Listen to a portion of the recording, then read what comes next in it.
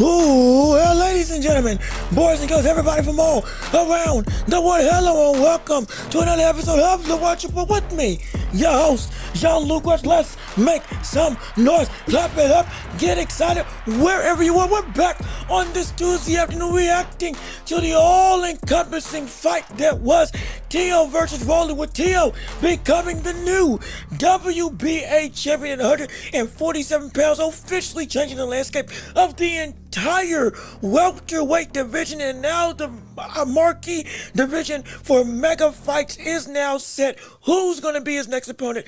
Our reactions to the fight as a whole. What's next for Rolling? What worked? What didn't work? Our reactions to how Teo's corner did, as well as upcoming this week as well. The fights ain't stopping yet. We got Moses Itauma, who's got his own shot at a championship at heavyweight against Filip Hrgović this weekend. That's right, the hits keep on coming, and one of the biggest hitters in all of the heavyweight division is looking to stake his claim as, I believe it would be, the second youngest champion in heavyweight history, only behind Mike Tyson, if he's able to get it done this weekend. How was that fight going to play out? What can we expect to see? All of that and so much more we will be discussing with you all on today. We thank you so much for tuning in. We thank you so much for listening. Hopefully you're ready to have an all-encompassing, entertaining, and outright debate-filled show with you on the air as our viewing and listening audience. We already got people in the chat, like with MS. How you doing? Good to see you. We thank you for showing up, showing out, and tuning in to our show today. As I got my cup of coffee, we're all ready to have ourselves a phenomenal time. If you haven't already, go ahead and leave a like on the video and go ahead and subscribe to the channel. That's actually the first thing. Go ahead and subscribe. Come on and be a part of the hottest show in all of the globe right here on YouTube. And please be sure, like we said before, leave a like on the video. One like makes a world of difference to help grow this channel, to make us be the biggest show and the hottest show in all of the globe. It helps us to reach the algorithms all across this nation and beyond. Hit the notification bell so you never miss a moment of what we got going on right here on our YouTube channel. And please be sure, if you would be so kind, if you can support the channel monetarily, we do have Cash App and PayPal. Links down below in the description. Super chats, super gifts, stickers, jewels, rubies, whatever the world you can do. You can give in the chat section down below, all to help us to not just improve this show for the viewing and listening public, but to help me pay some bills on the side. Lord knows, oh, they always high. So we would appreciate it if you can help us to be a part of this funding of the channel. We can't do this without viewers like you, and we're like PBS. And the most important thing you can do above all else is to go through and share the show with everybody that you know, so we can keep on building up this empire together as we grow and flourish as a community. But without further ado, we got a lot of stuff to cover. We got a lot of boxing to delve into. We got a lot of sports that we need to talk about, and we got some reactions to a big shakeup in the welterweight division with Teo winning the title that we got to address. So it's time to talk boxing. It's time to talk sports. It's time to have your voice be heard, and it's time to step into the ring. Yes, sir. Let's get it started. Ring the bell. It's time to work. It's time to go. It's time to do what we do best, which is entertaining matches. And starting off the show with the first topic of the day, it is going to be Teofimo Lopez is the new WBA reigning champion at welterweight, beating Rolly Romero in a surprisingly entertaining fight, entertaining bout, entertaining night of action that led to us seeing a three-division world champion be crowned in the face of the public eye, and everybody now has had a whole bunch to say about this fight as a whole, because this is a big deal. We were saying this was a do or die situation. We were saying this was a make or break scenario for the likes of Teofimo Lopez, with him having an up and down career normally throughout his tenure as being one of the best in the world, and all of a sudden plummeting into, oh, we don't know what's going on with him. We've had questions with his father. We've had questions with his personal life. We've had questions with his boxing dedication to some degree because of said personal life. But now we can put all that to bed as we have a official three-belt reigning, around the three-division reigning champion in the midst of our eyes.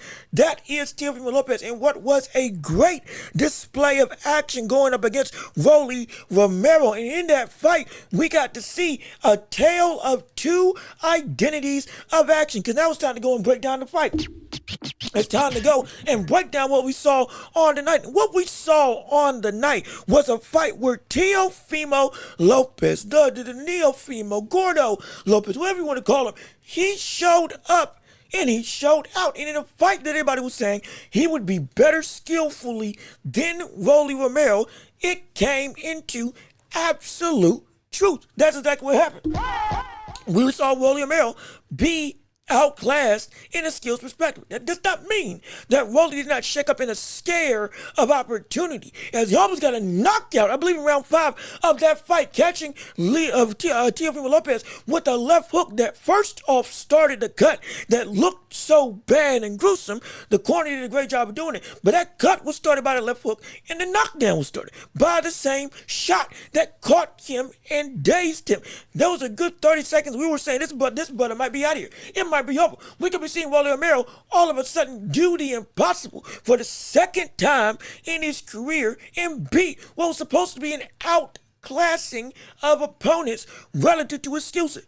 But we saw Teofimo Lopez weather the storm in that onslaught and continue, or rather, go further into what was the initial game plan of Teofimo Lopez, which was to attack the body, go down to the basement of Rolly Romero, and continuing to take the real estate that was given when Rolly kept on jumping back, hopping back with those athletic legs of his. He said, instead of chasing the head, I'm going to chase downstairs, and went after that right hook to the midsection all fight long. And after the near scare and knockdown, amped up his aggression in going and attacking the body. And it led to a very dominant, clean performance that got him a victory. Now, with that being said, the judging scorecards on this fight were absolutely abysmal. Absolutely despicable. I don't know who the world was judging this fight, but it was absolutely abhorrent, ridiculous in all regard. What was it, 115, 113? One card had it a draw, another one had it firmly in favor of Teo, but it turned into a majority draw that should have been a unanimous decision. And it's because the game plans that we were seeing initiated, we saw one distinctively work over the other. Teofimo Lopez's ability to go downstairs to the body and constantly attack the midsection leading into later on in the fight, being able to now attack the head and go and be more Neofimo as we had seen in the past with his style and offensive output, that worked flawlessly. Rolly Romero had some good rounds, had some good opportunities, and he was indeed winning rounds in this fight. There was a lot of close rounds in this fight, no question. But when the fight started to pull away after round 5, it shouldn't have been that the scorecards were that close or that percentage situation where it was a draw on one of them. That's an excuse. Whoever did that should be out of here. I don't know what fight I ever watched, because Rolly Romero, his game plan in this fight was completely, it was working to an extent, but it was never built off of.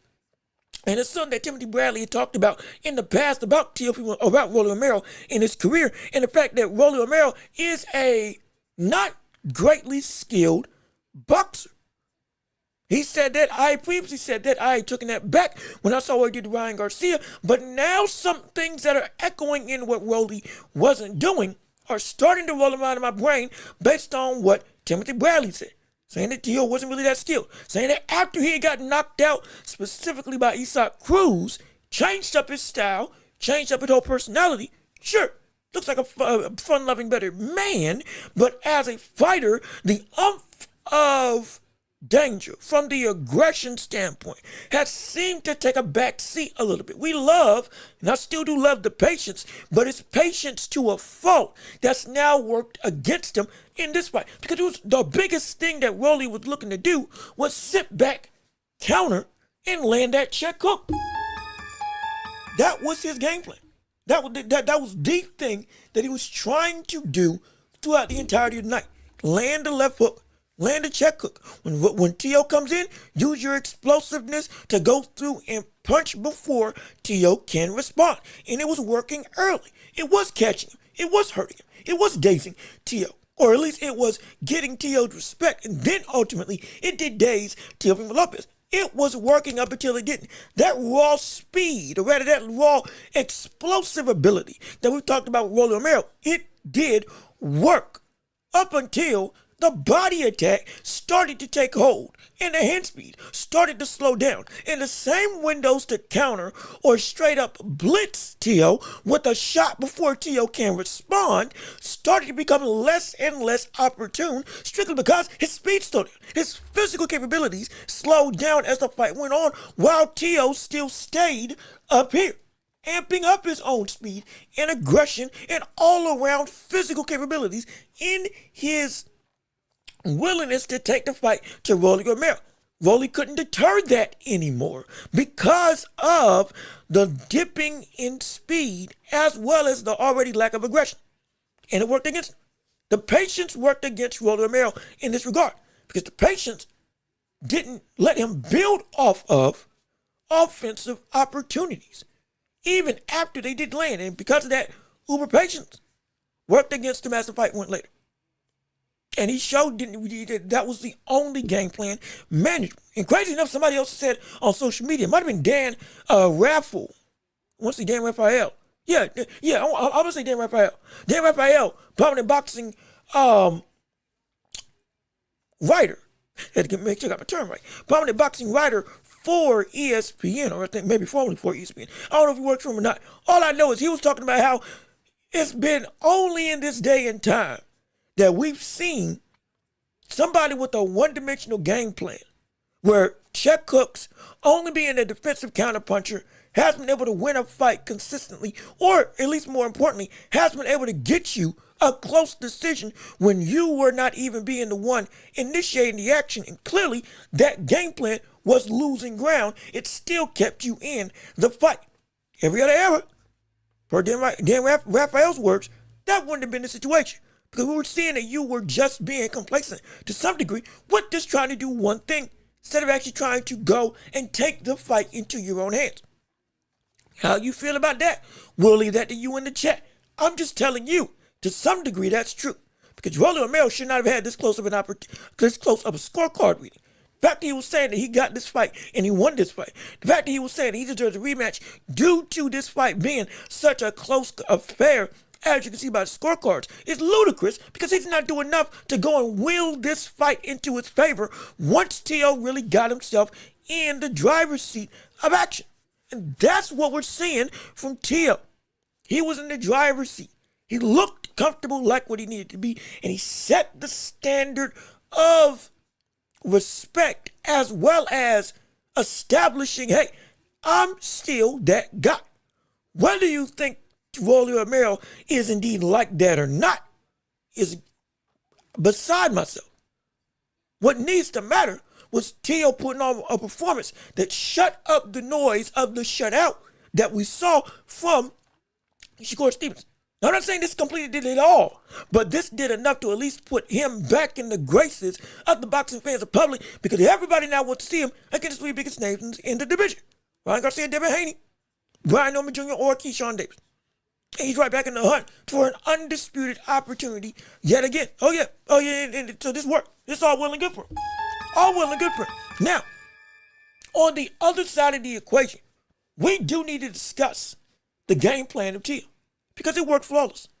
But what I said after we did the live stream, and also for those of you that tuned into the live stream, we thank you so much for joining in on our live stream commentary of Tio versus Rolly. Yesterday, we went all the way through all of the main card. Over 3,000 people showed up on the night, and we thank you so much for your support. We can't do it without you. And you all, I think that might be the second biggest stream that we've had on this show for any brand of action, which I do appreciate. Hopefully we can get more people to come in, and if we can do it, if you all keep on liking the stream and keep on sharing the show, oh, it'll mean the world to me, no question about it. But I digress. Shameless plug aside. Everybody who tuned in, I said the same thing on that night, and I'm gonna say the same thing tonight. What Tio did was great, but what Tio did was the same thing he tried to do against Shakur Stevenson. The same game plan took place. Wasn't anything different. And I'm going to explain why as we go through and still read your chats. As we got Beat Skull on stream. How you doing?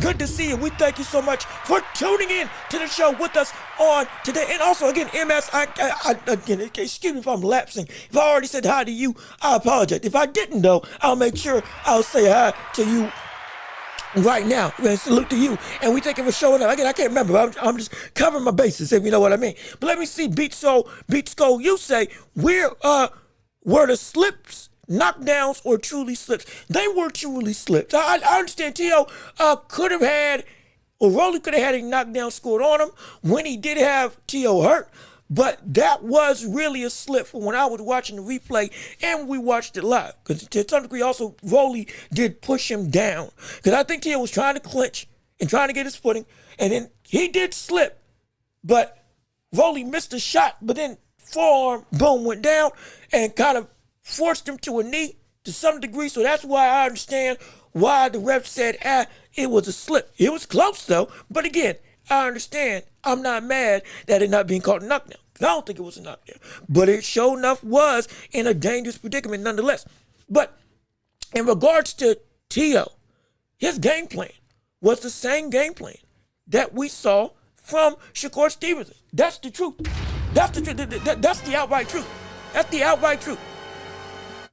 Tio's game plan was the same game plan that we saw against Shakur. Going downstairs, starting with the low jab to the body, rolling with the right hand to the body, and then trying to bring it upstairs later on in the night. But going through that same 1-2 caliber of if you're in the Philly shell, punch behind the elbow, get right here on that midsection, the exact same spot where Rolly's body was beat red. All of that is real. In terms of, if you look at what he tried to do against Shakur, it looks the same. It just worked against Rolly. It worked against Rolly. Now, does that mean that Tio is also a one-dimensional fighter? No, it doesn't. The same game plan could have worked, and it should have worked, and it did work. I know which with it. My issue is, yet again, the coaching of Tio's father going into this fight. Because the win didn't show growth from Teofimo Lopez. It showed the same Tio. Now, some would say that's not bad because we wanted to see if Tio can just be the Tio that we've known. Yes, that's true. But in the other respects, it's bad because yet again, we were looking at this fight, and in the corner of Tio's corner, when Tio's father was telling him what to do, training him on what to do, telling him what punches to throw, how to get and open up on the likes of Rolly, he said the exact same thing that he said in the Shakur fight. You got to hit him. That was literally his advice yet again. You got to hit him. It was at a point where this was after Tio had gotten full control. He was still giving him the same stuff. You got to hit him. Tio responded, I am hitting him. And then Tio's dad was like, well, you got to do it more. This is a great night is still sullied by the same problems. Because a great night is not being done any differently. Or a great night was done in the same way that while it worked this time, when it came to the better opposition, you struggle with the same idea of game plan. Because the same butter in your corner is not telling you anything or teaching you anything differently. This is still, even in the throes of victory, in the arms of success, it still is a problem because it still reeks of a situation where Teo's father still cannot get him the advice necessary to be able to change the way that he fights, nor can he teach him what else to do. And it gives me a concerning outlook to say that Teo is at a plateau. It's a concerning outlook, but it's an outlook that we have to look at and we have to discuss. And here, I'll even play the clip right now. I got it up here. I'll play the clip of exactly what you heard from Teo's corner in the midst of Teofimo Lopez winning this fight. And we're gonna get into and again, Beat Skull, I hear you. We're gonna talk about the other fights against the other contenders, absolutely. But I wanted to make this point before we continue on this show.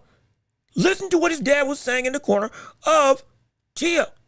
When Teo was winning and doing everything, and we thought was right in the fight. And again, viewer discussion advised. Excuse the language if there's any. Just so you know, sponsors, we're still fairly friendly. Hey, sincere, hit me up. Every round, but you gotta hit him, bro. I've been hitting him. I know. Keep on throwing it. Get more comfortable with the fucking walking down with the shifting, bro. He's gonna keep on running. He wants to win the fight like that.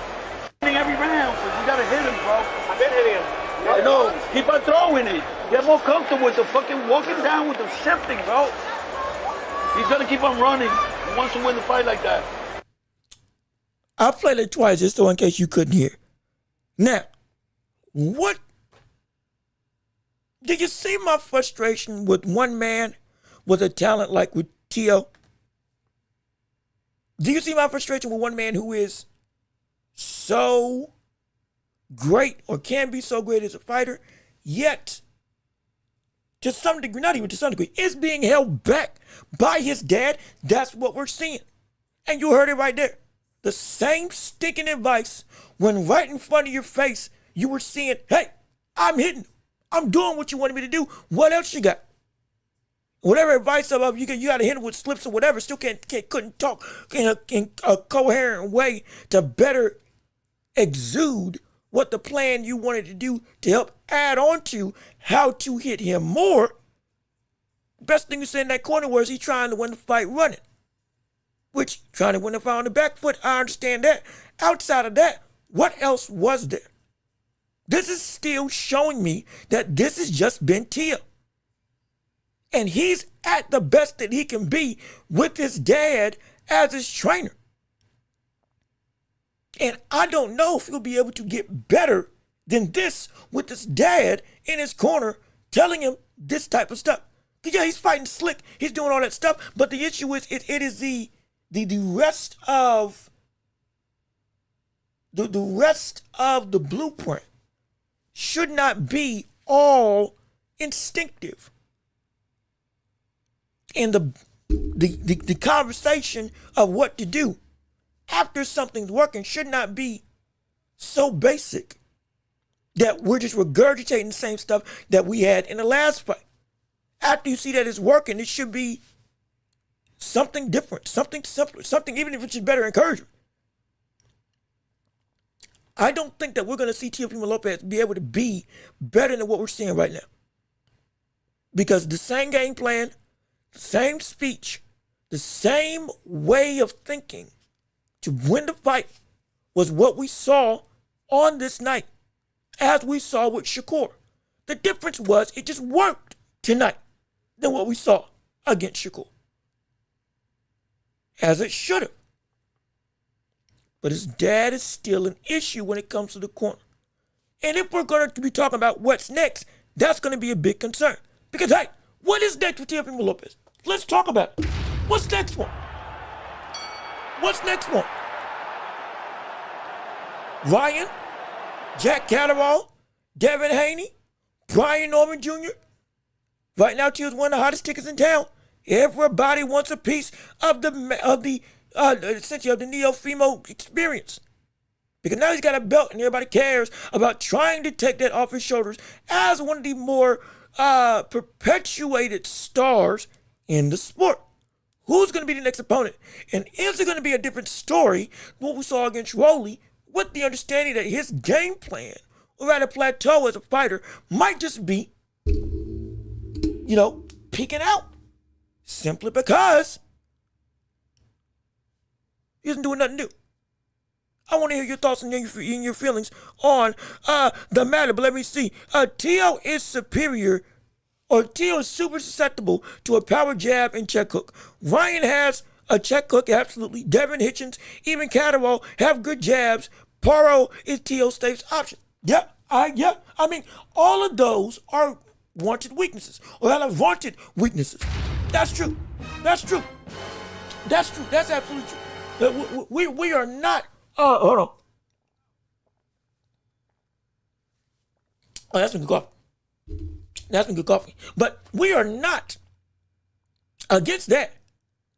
The dangers are each opponent has something based on this fight with Rolly that can be a problem for Teo.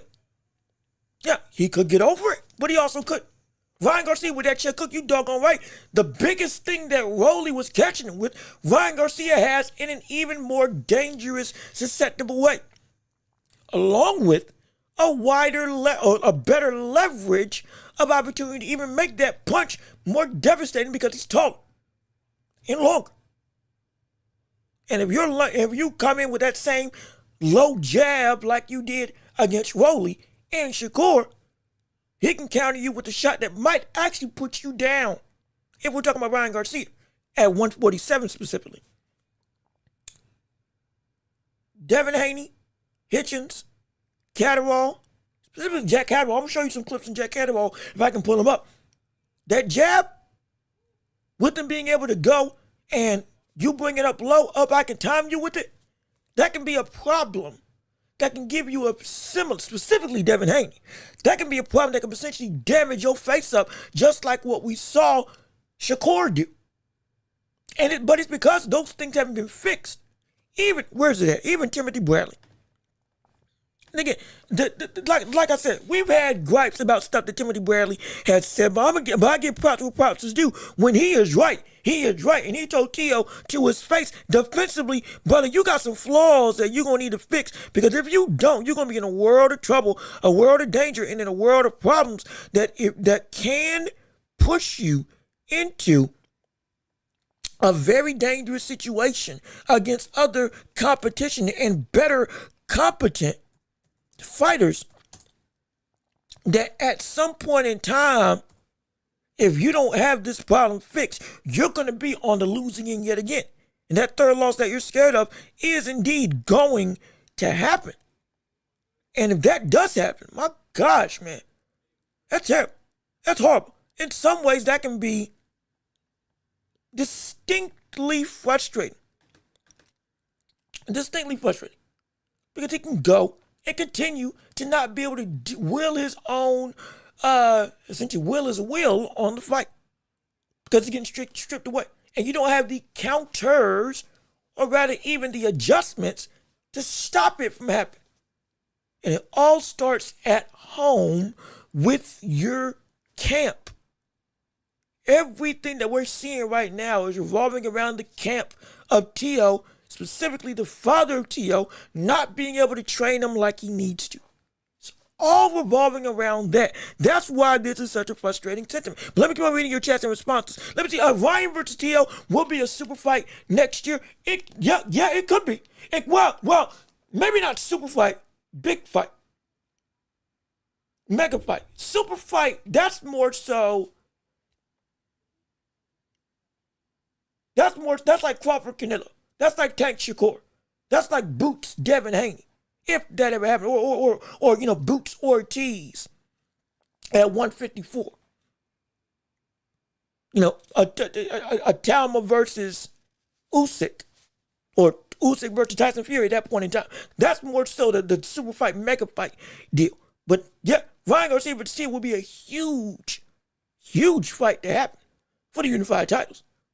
It's a dream match, and it's part of that whole, 135 class of Teo, Ryan, Devin Haney, Lomachenko, Shakur Stevenson came a little bit later, but you get what I'm saying. Still, late end was in the midst of it.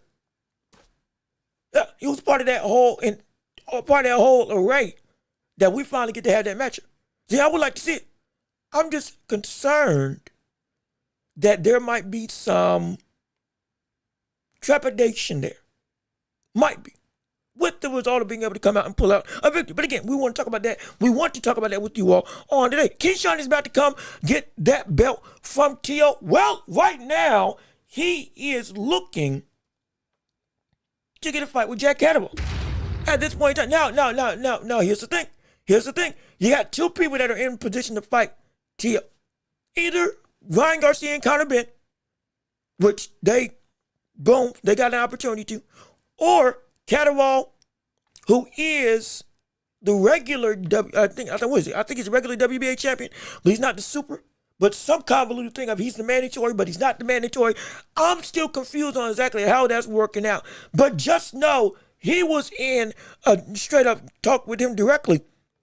And so they're talking with Teofimo Lopez and saying that I'm going to be the next dude that you fight.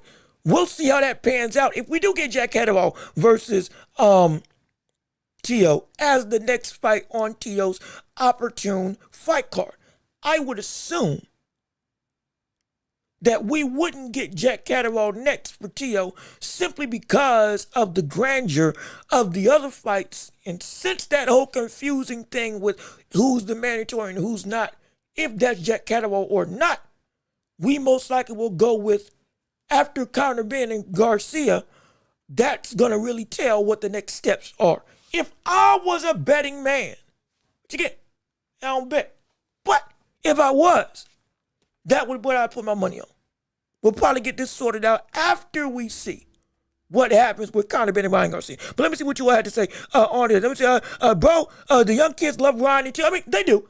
Well, okay, yeah, because of that, okay, it would peek into the stratosphere of that'd be a huge fight that everybody would care about. I mean, any fight with Ryan Garcia is a mega event. Now you pair Tio with that type of other half of big-time stardom. Hey, okay, you got me. It might just be one of those big fights. Shakur needs to fight Devin. No excuses. We'll see if that actually takes place. But again, right now, that fight is on the afterburners. I would love to see it. But right now, unless Shakur makes up his mind to come to 147, because right now, 147 is mighty heavy and mighty busy with a whole lot of work, we probably ain't going to see nothing shake up until he makes a decision, which he's with Zuffa. We'll see what he does from there. But let me see. Tio has no choice but to pick his poison. And that's the best thing about this.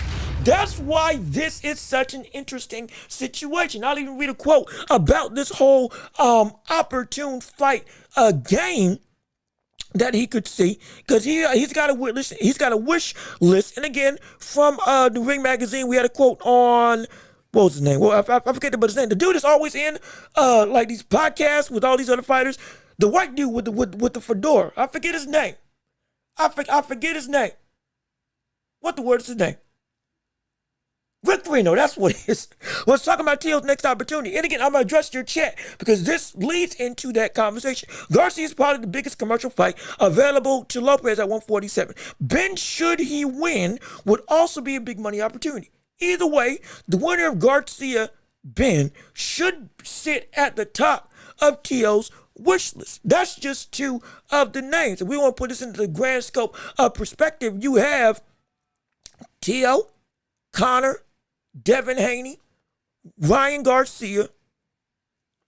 Lord willing, somehow, some way, Keyshawn Davis gets his way back into the mist. Brian Norman Jr. Oh, don't forget, even if this thing pales out a little bit longer than what we would like, which in perspective, we've seen it happen before, where a fighter can just sit out, they don't necessarily fight. And next thing you know, the whole landscape of a division is different. If he does what we saw Rolly do, all of a sudden, we can see a potential Jin Sasaki come back into the mix as a potential name, or at least a caliber opponent that he could fight. Would he win? No. I'm just giving you, there is people in this division that if stuff waits around, things can shake up even outside of the top three, or top four. Within those top four. Jack Catterall, Brian Norman Jr., Ryan Garcia, Devin Haney, Richardson Hitchens, Keyshawn Davis, all of them are an option. Garcia and Haney being the biggest options of them all. The road for undisputed starts now. That's what we have to look at. We can talk about Devin. What do you want to say Devin Haney wants to move to 147 or wants to wait on Ryan Garcia? What do you want to say you don't know what Ryan Garcia's going to do and you're expecting him to have that rematch? We are at a different point in time in life where everybody right now, and again, this is with MS, this is the part of your comment of pick your poison. Everybody's road right now is not just an individual dead end anymore. Because of this win, the storylines between the lives of all these fighters, the familiarity of competition with all these names being with each other the entirety of their time reigning in the divisions that they were all together at, now it's come to a head because we're reaching the limits of their physical abilities, going up in weight. They're probably going to stay here longer than we expect to try to go after all the belts. And this isn't like Shakur where everybody wants to just fight the big names. They want the titles. It just so happens that now all the titles have the big names attached to them. There's nowhere to run anymore. Similar to what we say about 154. Though it's more top heavy, the concept is now set in stone. There's nowhere to run. If anybody wants to go after Undisputed, they have to go against each other. They have to. Let 3 of the 4 fights that can happen here would be big to mega fights at any given point in time. And they're all potentially able to happen back to back behind each other. Everybody's now chasing the brass ring, coming off of big-time victories with an opportunity to set their legacy in gold at this division. We are at a crossroads that we don't get often in divisions. Because normally, stuff either be people move up, people move out, people go and stay put, while others just simply don't do anything. Now we're at a division where we got 3 champions, all of whom want to fight each other, all of whom want to fight top competition, and all of whom got a belt, and all are vying for the same thing. We're not sitting here with an outlier saying, I don't really care about the titles. It's not like that. It's not like that at all.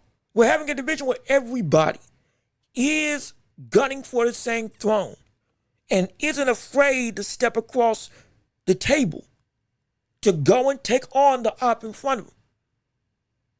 Devin, Ryan, Teo, then we can put Paro in there as well. But specifically, those 3, Devin, Ryan, and Teo, they're going to have to fight each other. There's no getting away from it. It's the best thing in the world because they want to fight each other. And we're at the crossroads of somebody in this triumvirate of danger is going to lose. We're about to get the truest extent of how great somebody is right now because the real race for Undisputed and the king of this division, it started after Teo won. It started after Teo. Now that Teo's won, all right. Ryan, handle your business and then you take on Teo or Devin Haney. Devin Haney, you handle your business and then after the fight, you take the winner. I wanted them to. Plain and simple. I don't care how it happens, it's going to happen. And I can't wait for it. Oh, it's going to be so exciting. It's going to be so exciting. But let me keep on reading your chats and responses. Teo should fight the winner of Ryan and Ben, then fight Devin Haney. And look, hey, that is a way that this whole net of conversation could go and wrap into. Also, how you doing? We salute to you, and we're happy that you're here. Hopefully, you're enjoying the show. Please keep on liking the stream. Keep on sharing the show. Keep on enjoying the airways of the Welch Report. And we hope that you are having a great time while you're adding to the conversation, while you're throwing your hat into the ring. And please, Share the show with everybody that you know so we can keep on building up this empire together. And hey, quick, shameless plug. If you want to, we got Cash App and PayPal. Links down below in the description. All of that for you to help support this channel. Because we're like PBS. We can't do this without viewers like you. But we just thank you for being here. Just your presence alone is all that we ask. And we love the additive conversation. All of the opinions that you give. Like with Xavier Navarez. How you doing? Welcome back, brother. Hey, I told you. We do this 3 days out the week. We here doing live, covering the world of boxing and beyond. We hope that you're having a phenomenal time. Welcome to your first instance into the full-blown edition of the Welch Report. We welcome everybody here, and hopefully you're having a phenomenal time. Love your show, Jean-Luc. You remind me of old school boxing analysts. Oh, man, look, I appreciate it. Now, granted, I'm young. Okay, I'm not, I ain't old, but I've been called, hey, look, my Spotify age is 66. So maybe I am just naturally an old man. Who knows, hey. Next, I'm going to start looking like Burt Sugar. I'm going to get me a makeshift cigar and a big old fedora hat. And I can't straighten my hair like I used to have back in the day. That's going to take, if I straighten my hair like that, I'm going to have to go through what Denzel did in Malcolm X. And Lord knows I ain't trying to have that perm burn my scalp while I have Spike Lee holding me down. I can't be having that. No. I can't have that. I can't deal with that. That's too much rain on my scalp. But I appreciate the well wishes. And I do appreciate the love. Also, Boxing Pro, how you doing?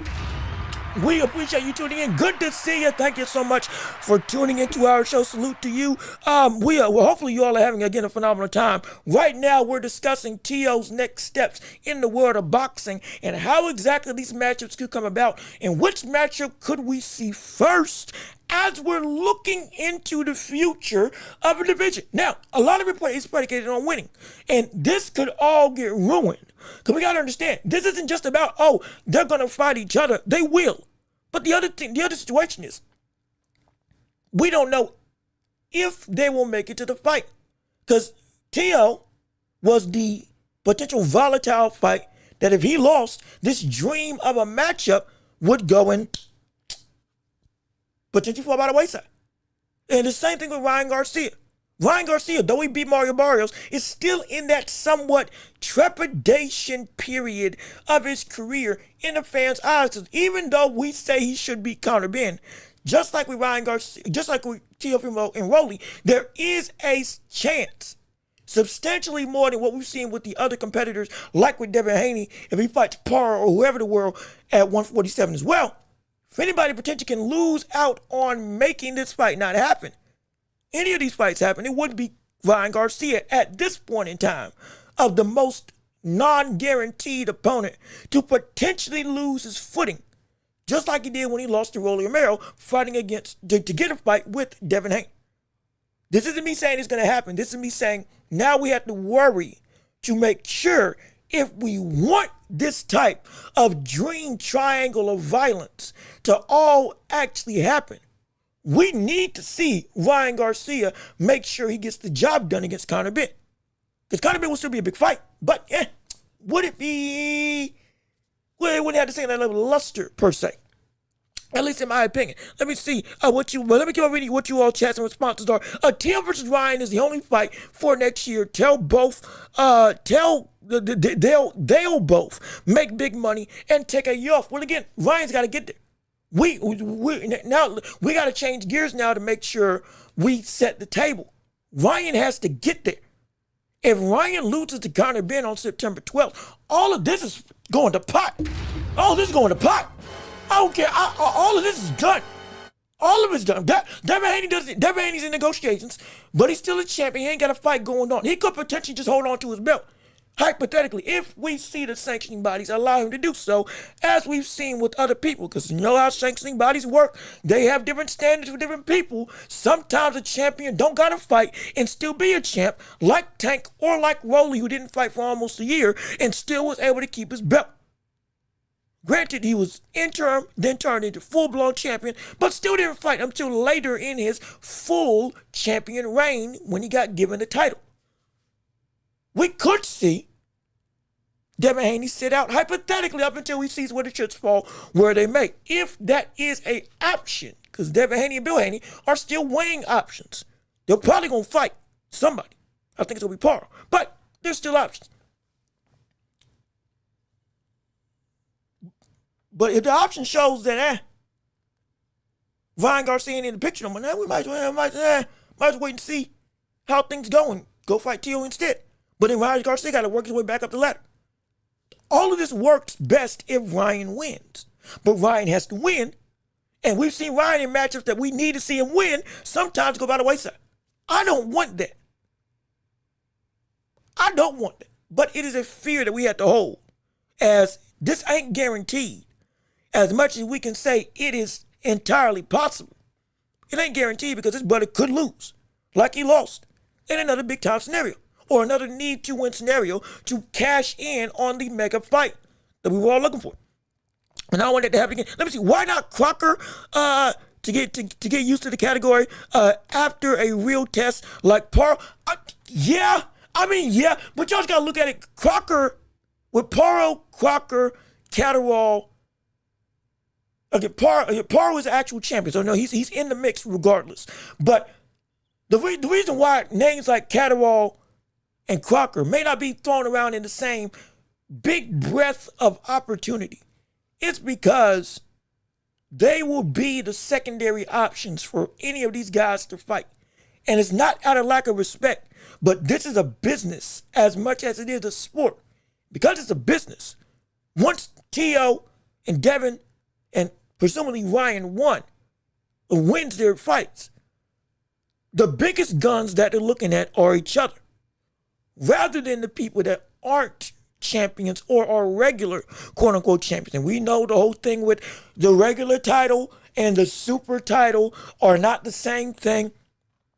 And because of a big fight, a mandatory could get skipped over because a bigger monetary thing is in position, and the sanctioning bodies, as we've seen before, they'll be willing to let stuff slide if they can get money in their pockets for a fight that is a big-time cash cow. And sometimes, like with Canelo, they let you pass on doing whatever you want, even if it's not a big-time fight, because you're so big that you just reigning keeps the fights always making a bunch of money. So you don't have to actually fight your biggest opponent. It's a mandatory that was Dave Benavidez at that point in time. That's a whole other conversation. But it loops into this one. I don't know if they will actually go, excuse me, hold on. I might be missing out on your point. No, Paro wins. Oh, Paro wins against Crocker. Okay. Okay. You're saying Paro win against Crocker. Oh, okay. I see what you're saying. My apologies. Misread your chat. But you're saying Paro win against Crocker. I see Paro wins against Crocker. Champions Paro. Okay, hold on. Wait a minute. Hold on. Let's fact check. Let's make sure. See, this is why we go and fact check. We make sure we got our champions in check. Because I do want to make sure that we have everything set right. This is one of the bad parts about having all four belts in the division. I'm thinking I got a good understanding of who's running against who, but I could be wrong. Let's go to the actual bodies at work at welterweight right now. The current champions slated at this division are indeed, so everybody can get a clean picture. And this is per Boxing Alive, with a very pretty reputable source. On this side of the screen, welterweight champions: Devin Haney, WBO champion. Liam Paro is the IBF champion right now. Ryan Garcia is the WBC champion. And then Tio is the WBO welterweight champion. Catterall, world welterweight champion. He's the regular title holder under Tio's super world title. But it's Tio, Garcia, Paro, Haney as the four biggest, the four main world champions as slated right now. So the way this could go, Devin fights Paro, hypothetically. Paro could even fight, if Paro fights Catterall, because Catterall's a champion, or regular champion, might get an opportunity. Paro can fight Hitchens, Paro can fight Honestly, anybody down here, he can go get some work at. Even, she ranked, why is he ranked 10th? What? How is he a champion? He's ranked 10th. A little bit confused. Just me, a little bit confused on that makeup of conversation. But this is the way the rankings work out with the people that are ranked under each belt as where they will be placed. Ben, number 1 for Ryan Garcia at this point in time. Donovan ranked number 1 right now for Liam Parles, IBF title, with Hitchens at 3rd, Keyshawn Davis at 4th, and Crocker at 5th. If Parle fought Crocker, maybe, but Crocker's at 5th right now, ranked in the IBF rankings. So most likely, he would get passed over. Would it be fair? Not really sure. I just know between the likes of Keyshawn, Hitchens, Donovan, unless somebody fills this secondary spot, I don't know why they're saying it's vacant, we can see that take place. But as of right now, the leading candidate, so we can see for Parle, who also probably wants to stick his name into the big opportunities of boxing with these names like Devin Haney and Garcia and Teo, would most likely, if he doesn't get the fight with Devin Haney, which is being talked about, not saying it's being confirmed, but it's being talked about as they might be working closer to make something happen, would be either fighting against Zuffa fighter Hitchens or potentially Keyshawn Davis. At the same breath, we heard rumors that Keyshawn Davis is looking to fight against potential Jack Catterall as a name in his comeback tour to fight on the undercard of Anthony Joshua versus Tyson Fury, if that fight takes place on Netflix. Just so we can get everything as seen clear as day, so we understand what the up and up is. Because this can be a little bit confusing. I do understand. There's a lot of rankings, a lot of titles, a lot of people that got a belt opportunity under their nose. And there's been a lot of talks about what can and can't happen. So this gives you at least what I think is a better sorted beat as to who can do what against who, if that makes sense. But let me go reading your chats and responses. Bro, who is Shakur going to fight? That will do numbers. It's only Devin Haney. Well, look, Devin Haney said we're not going to mess with him. We can't bring up Shakur in a conversation that Shakur, to some degree, took himself out of. We can't bring up Shakur in a conversation that, in all honesty, when we're looking at this current standpoint in the fight, Devin Haney's got other fish to fry. Shakur's got his own things that he's got to worry about. Getting a fight at 140 in the first place, or at 147, or at 144, whatever the world Zuffa can do to make something shake. Or maybe he fights Hitchens. Who knows? All I know is right now, we can't really say nothing about what he's going to do, because we don't know what he's going to do. And if we did, it'll work out a whole lot better. Let me see. I know we're talking about what's next for Teo, but I saw something about Virgil Ortiz versus Charlo. It's not the Boots Fundora fight, but I still love to see it. Let me finish this with Teofimo Lopez in this whole rankings situation, and we're going to get into this, because that is more than hearsay. That is actually turning into something that could be true. But we will discuss that after this portion of the show with Teo, with Teofimo Lopez. And we ain't got too long on it. We ain't going to harp too long on this topic. We're just going to go through and finish this out with Lopez. Right now with Lopez, the biggest ops, again, to summarize everything, the biggest ops that he's looking to fight, Ryan Garcia, Conor Benn, Devin Haney. The winner of Ryan Garcia, Conor Benn, as potentially option number 1. Devin Haney, option number 2. If any of those get closer to happening, it can flip-flop. To my knowledge, we remember history, Teofimo almost had an opportunity to fight Devin Haney earlier in their career, but stuff didn't pan out. This could be a situation where they go back to the drawing board and he gets a fight going. Boom, everything's hunky-dory. Great. I would imagine, regardless of where this thing flows, we're at least going to get one major fight. If the Ryan Garcia fight happens, it would be because Garcia beat Conor Benn. And that would most likely be the first option, because it can probably be the most immediate and the easiest, quote unquote, to make. And monetarily, it'd be huge. Devin Haney, he may just get a fight, like I said, with Paro, go and try to take his IBF title, try to do a unification fight, and then afterwards, which he should beat Paro. He should win against Paro. It should be that he gets the job done and he becomes a unified champion. Then afterwards, he now becomes the final weapon of mass destruction that you got to go and try to disarm. And if we see that, great. But if anything goes in this division, almost assuredly, unless Devin Haney moves otherwise, Devin will be the last resort, or rather the last pin that you got to knock down. And if Ryan Garcia and Tio are the ones that do come out, as we both got belts, it's going to be them two, most likely before anybody else, getting it on against each other. And that's going to be really interesting. Because a lot of people are going to be saying, man, if Tio came back from that, that'd be great. But if Ryan won, we could then finally get our rematch that we've been waiting on for the last 2-3 years.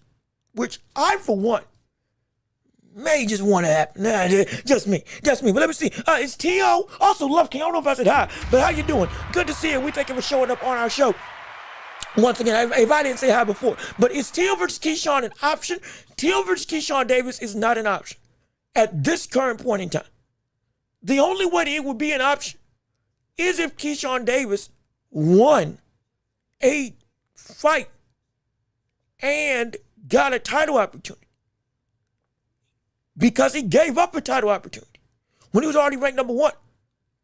It is because of the infamous nature of Keyshawn's name. It'll still drive a lot of people to say, oh my gosh, he's actually going to do it this time. It'll drive a bunch of numbers. And it's possible. I'm not saying it's impossible. It is possible. It's just the question of, is the possibility likely within the next year and a half?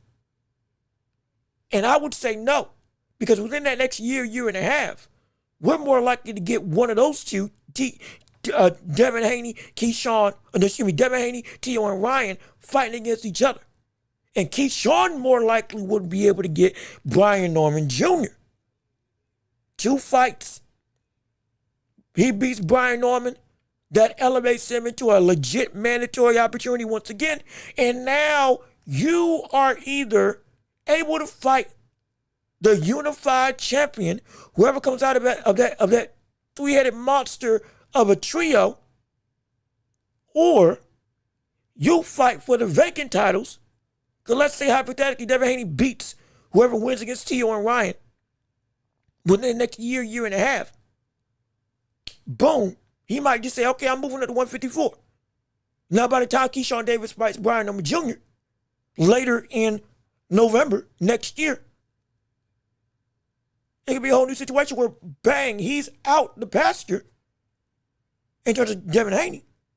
Drops the belts like he did at 135, and then Keyshawn comes in. Okay, I'm back at this position. Now somebody come take me on. And it could be Ryan Garcia if he still stays down there, or Tio if he still stays down there. Now you still get those fights, but it's after the avalanche of the big fights that we asked that we want to see. At least to me. That's what I could see. So is he an option? Yes. Is he a likely option? Absolutely not. And it's also because he shot himself in the foot. Don't forget.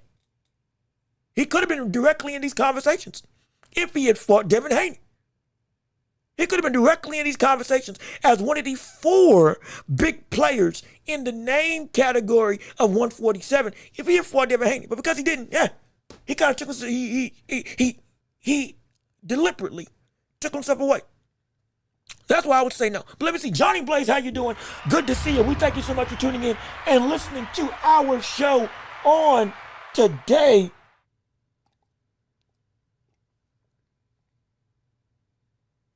Okay, we appreciate you liking the stream and sharing the show. I thought I saw something in my coffee, but no, it's just coffee grounds. But we appreciate you on today. Let me see what you have to say. If Haney can't get Paro, dude might be out the whole year. Yeah, see, you think I'm playing? I'm not. And why would he risk it? Why would he risk it? Sit out and let the world turn because you hold all the cards. That's why this is so important. The reason why he has the opportunity to sit out is because he's got the leverage in every capacity to be able to say, I can sit and wait. Poirot is because he wants to be great and just wants to make sure his goal is still undisputed. But if that fight falls by the wayside, you better believe there's nobody else in this division that he really wants to focus on except for the names like Ryan or Tia. Keyshawn is not a factor anymore because he didn't want the fight. Brian Oman Jr., he beat. That's it. He's not worried about Jack Catterall. With all due respect to Catterall, he's not worried about Jack Catterall. Poirot is, if it's there, I'll take it. But if it can't be done, that's fine. I'm still knowing I got a long-term goal. And that's what I'm really waiting on. That's why the idea of him sitting out is not impossible. It's real that we could just see this man just sit. And it wouldn't be long because most likely T.O. versus Ryan would happen decently soon. Because right now it's what? What's it? August, September, October, November, December. We could have one of them fight by December.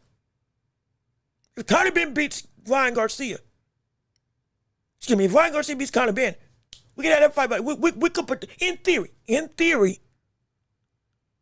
could potentially have that fight scheduled for late December. In theory, we can see it. And if it happens, perfect. If it happens, great. If it happens, phenomenal. But if it doesn't, here's what it is. I'm just telling you, it is. It could be there for the tech, but if it ain't, you can just wait around. But before we continue, we want to make sure we cover the rest of the boxing world of the show. Let me do one last chat, and then we're going to go into Virgil Ortiz's next fight with potentially Jamal Charlo. But let me see, bro, nobody wants to overpay Haney anymore. Why not let the brothers fight each other? And you're crazy. Haney's not worth a big payday anymore. Well, you know what? As much as people may want to say he's not worth it, he's demanding the money. And everybody wants to see. His name has revolved around the three biggest fights in this division. 4, if you want to count Shakur Stevenson. Every one of the names that you say are bigger than him, which Ryan Garcia is a bigger name than him. Shakur Stevenson is a bigger name than him. Absolutely. Teofimo Lopez at one point in time was a bigger name than him. But all of them are trying to go after him, not the other way around. And for good reason. Because that brother is, for good or bad, he is in control of leverage. This is why legacy makes it so you will get to that point where everybody's gunning for you, no matter what people may want to say about you, because you hold the cards. And right now, Devin Haney does hold the cards at this division. Rightfully so. You ain't gotta like him. You ain't gotta like the way he fights. You ain't gotta like his style. You don't gotta like nothing about it. You can't deny he holds the cards right now. Because every single point in time, he's been the one that's held up the end of the deal. He's taken on more names from the standpoint of the people that were around him that he should have fought. He's fought. He's had a resume that's been laundry list of competent and constant level opportune fighters. Majority of them were at their best. Became undisputed. Kept moving up. Kept fighting the best names that were out there. Took on Ryan Garcia. Has not been scared to take on any opposition of opponent. And has been a fixture of consistency while getting accolades all the time. So you can't, and he's one of the younger fighters still in this division ever of box. He's already accomplished so much.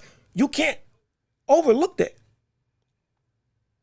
Coupled with the work he's been able to consistently do, always winning.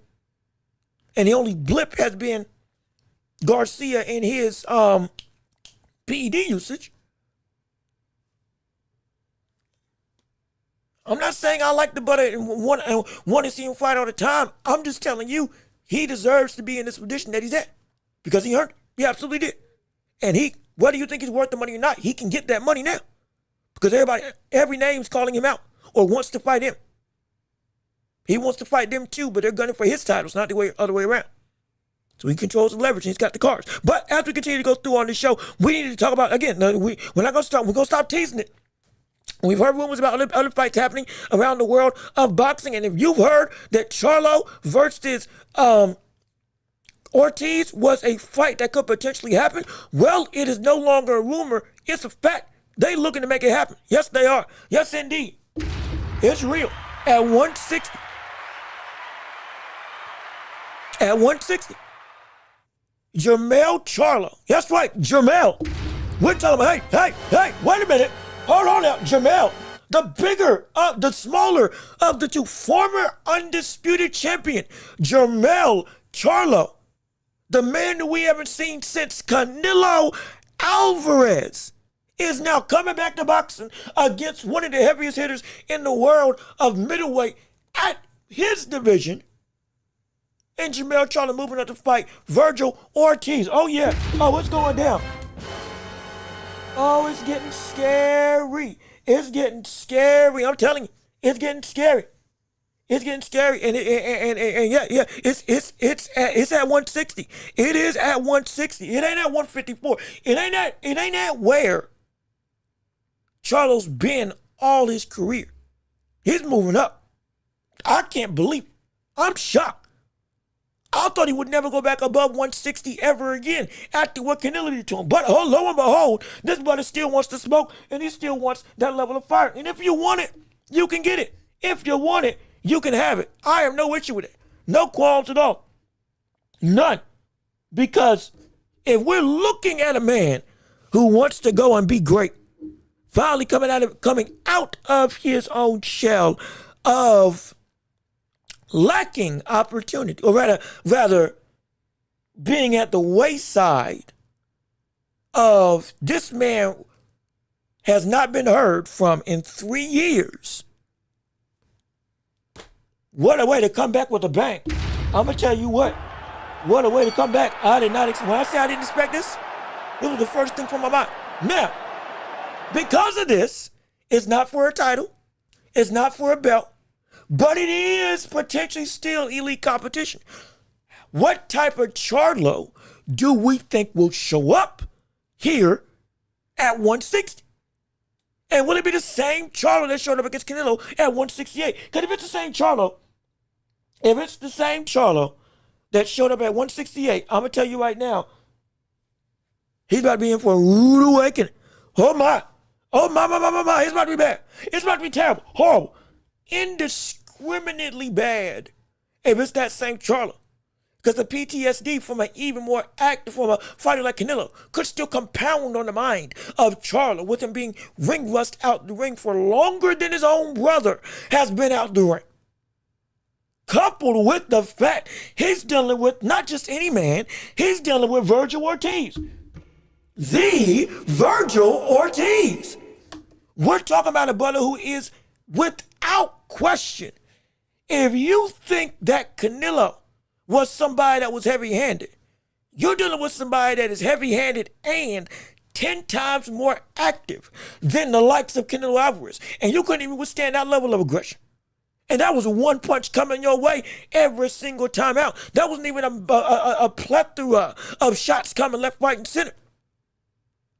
That was just one shot to the body, one shot to the head, overhand right hook, left hook, right hook, left hook. That's all Canelo was throwing because Charlo was too scared to do anything. There was nothing that Charlo could do because Charlo laid down and died in the ring. Died. He rolled over like a cub and just died in the blazing sun of Canelo's greatness and didn't even try. He didn't try. The lion got skinned. And now he's trying to come back against a lion that is younger, that potentially is even more dangerous stylistically. Not saying he's a better fighter than Canelo, but stylistically, he's more dangerous than Canelo. And he is a lot better at tracking you down and holding you where he wants you to be. as well as he can box with the best of them. Charlo, I'm afraid you might have bitten off more than you can chew. Hey, man, it might get real wicked out here. I'm telling you. Just like this old THX sound used to scare you as a child. This is what he gonna be hearing. This is what he's gonna be hearing. He's gonna be hearing a swelling of danger. Red flags everywhere. I mean, everywhere, every step he takes. It's just gonna be nothing but, hey, you can't figure out what to do. He gonna feel like this when he looks at Virgil Ortiz. And he floats like a butterfly and hits like a tree. He's gonna feel like that when he's going up against it. We gonna see this cat every time he gets hit by, when he got hit by Canelo, it felt like this. It was a big time boom when he got hit by Canelo. When he gets hit by Charlo, when he gets hit by Virgil, it's gonna feel like this. A whole different world of pain. And it's gonna be there. You're gonna be hearing that.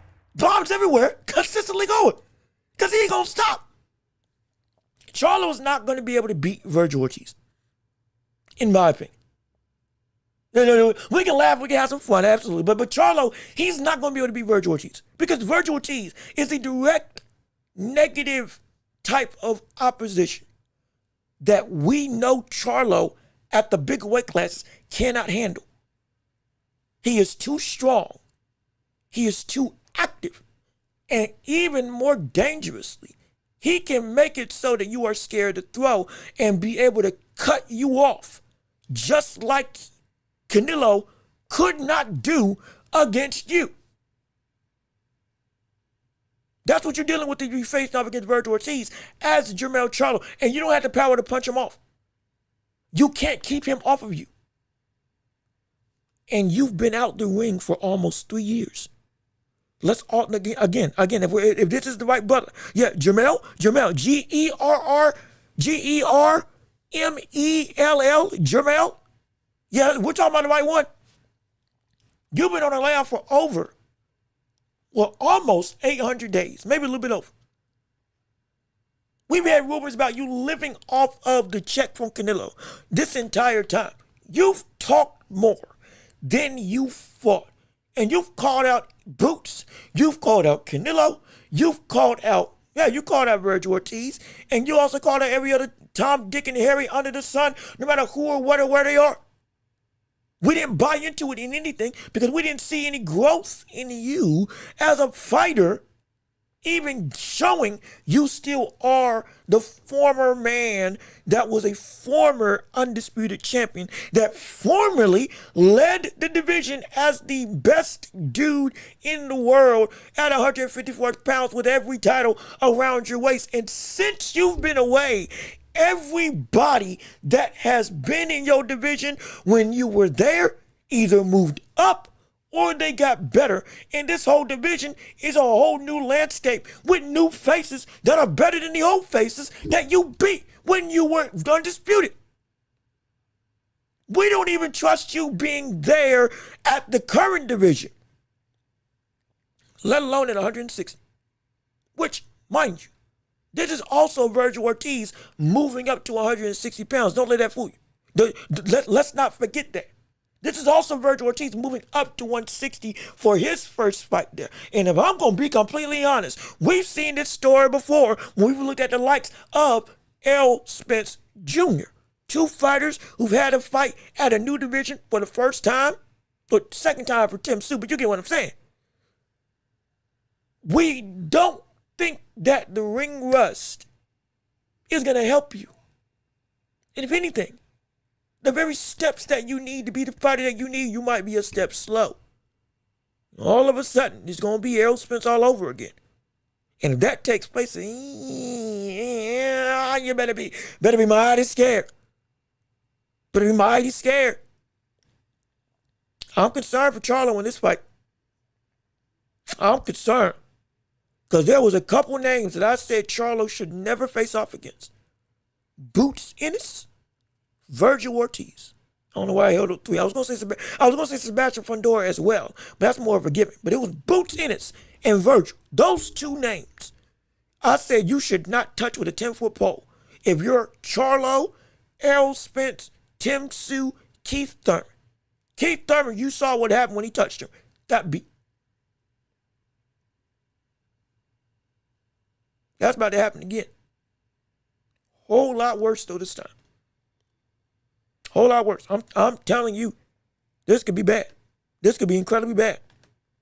This could be incredibly bad for the likes of Charlo. Because if all else fails, this cat, and this jab fails him specifically, are we going to get put out? He is going to get put out. Put to sleep. Or damaging the kingdom come. It's going to be bad. I think it'll be good. Let me see. Not him. I thought it was the other brother that was undefeated. No. Ortiz is going to KO him if he doesn't run like he did versus Canelo. Ortiz still has business at 154 with Boots and Fundora. Why fight this guy? Well, let's not forget, and we can go back and bring up the clip that we had played as to why this fight's happening. This fight is happening because because Virgil Ortiz doesn't think he will get a shot at the championships that he's looking for fighting at 154. That's why he's not fighting against Boots Ennis. And Robert Garcia is the one who said all of this. Now, we played this interview in the past. I will play it again so you all can see exactly what I mean by Garcia not having a fight go down. And here it is right now, so you can hear. They don't think they're going to get a shot at a title at 154. So they're going to move up to 160. And here's Robert Garcia explaining that whole thought process to the public. I believe on an interview with Boxing Scene, but I could be wrong about the source. But this is the dude saying why this is going where it's going. I got a few calls yesterday. Even one of them was from my son. Did you really say that? I said, look. No, if this is one thing that I'll say about Virgil's career. I think at 154, we're not gonna get a title shot anytime soon because Boots is already talking about his unification and that's more important to unify. Which I don't think so. That the unifications are always there. If you want the biggest fight out there, if you want to give the fans the biggest fight, it's against Virgil. Yeah. And let's do it. That's what we want. That's do it when you're young and fresh and yes. Savage. Yeah, that's what we want, and that's what we're asking for. But if he goes that direction of unification, then we have to wait. Then we could go after the WBC, which Mauricio himself told me, yes, Robert, I could make that fight. I could tell Fundora that it is mandatory, but he already has a fight coming up, so we have to wait till April, May of next year to fight Fundora. But if Boots becomes a three belt champion, he's gonna want to go for undisputed. So that's gonna take away the mandatory for us. So we have to wait another year to get a title shot. So I said, look, if it's moving on, we'll move on. And if there's nothing at 154, we could do it at 160. Charlo, Team Sue, Puerto Rican that just fought Boots, Sandro Sayas. Those are all big fights. Those are all huge fights. And if it's Charlo, man, I would love it too because he's a great fighter. So that was my question. I was wondering what the weight was. So this would not be a 54. This would be at 160. We would. We haven't made that decision yet. Okay. But yes, maybe. But you're willing, regardless. Yes, we're willing. It doesn't matter if it's 54 or 60. We're willing to do it because we're not going to wait for that title shot at 154 if Boots is choosing to unify instead of giving the world the biggest fight out there. And then, like I said, if he unifies and wins, then he's going to want to go for undisputed. So that leaves us waiting for another year. So we got to move on. This was Boxing Pro that put out this interview. That's what's going on. So that's why we see the move of Virgil Ortiz going up to fight at 160 pounds instead of fighting against Boots or any other champion at 154. Because Fundora's locked up with a belt. Boots got the other two belts in that division. I think there is a... No. Fundora got two.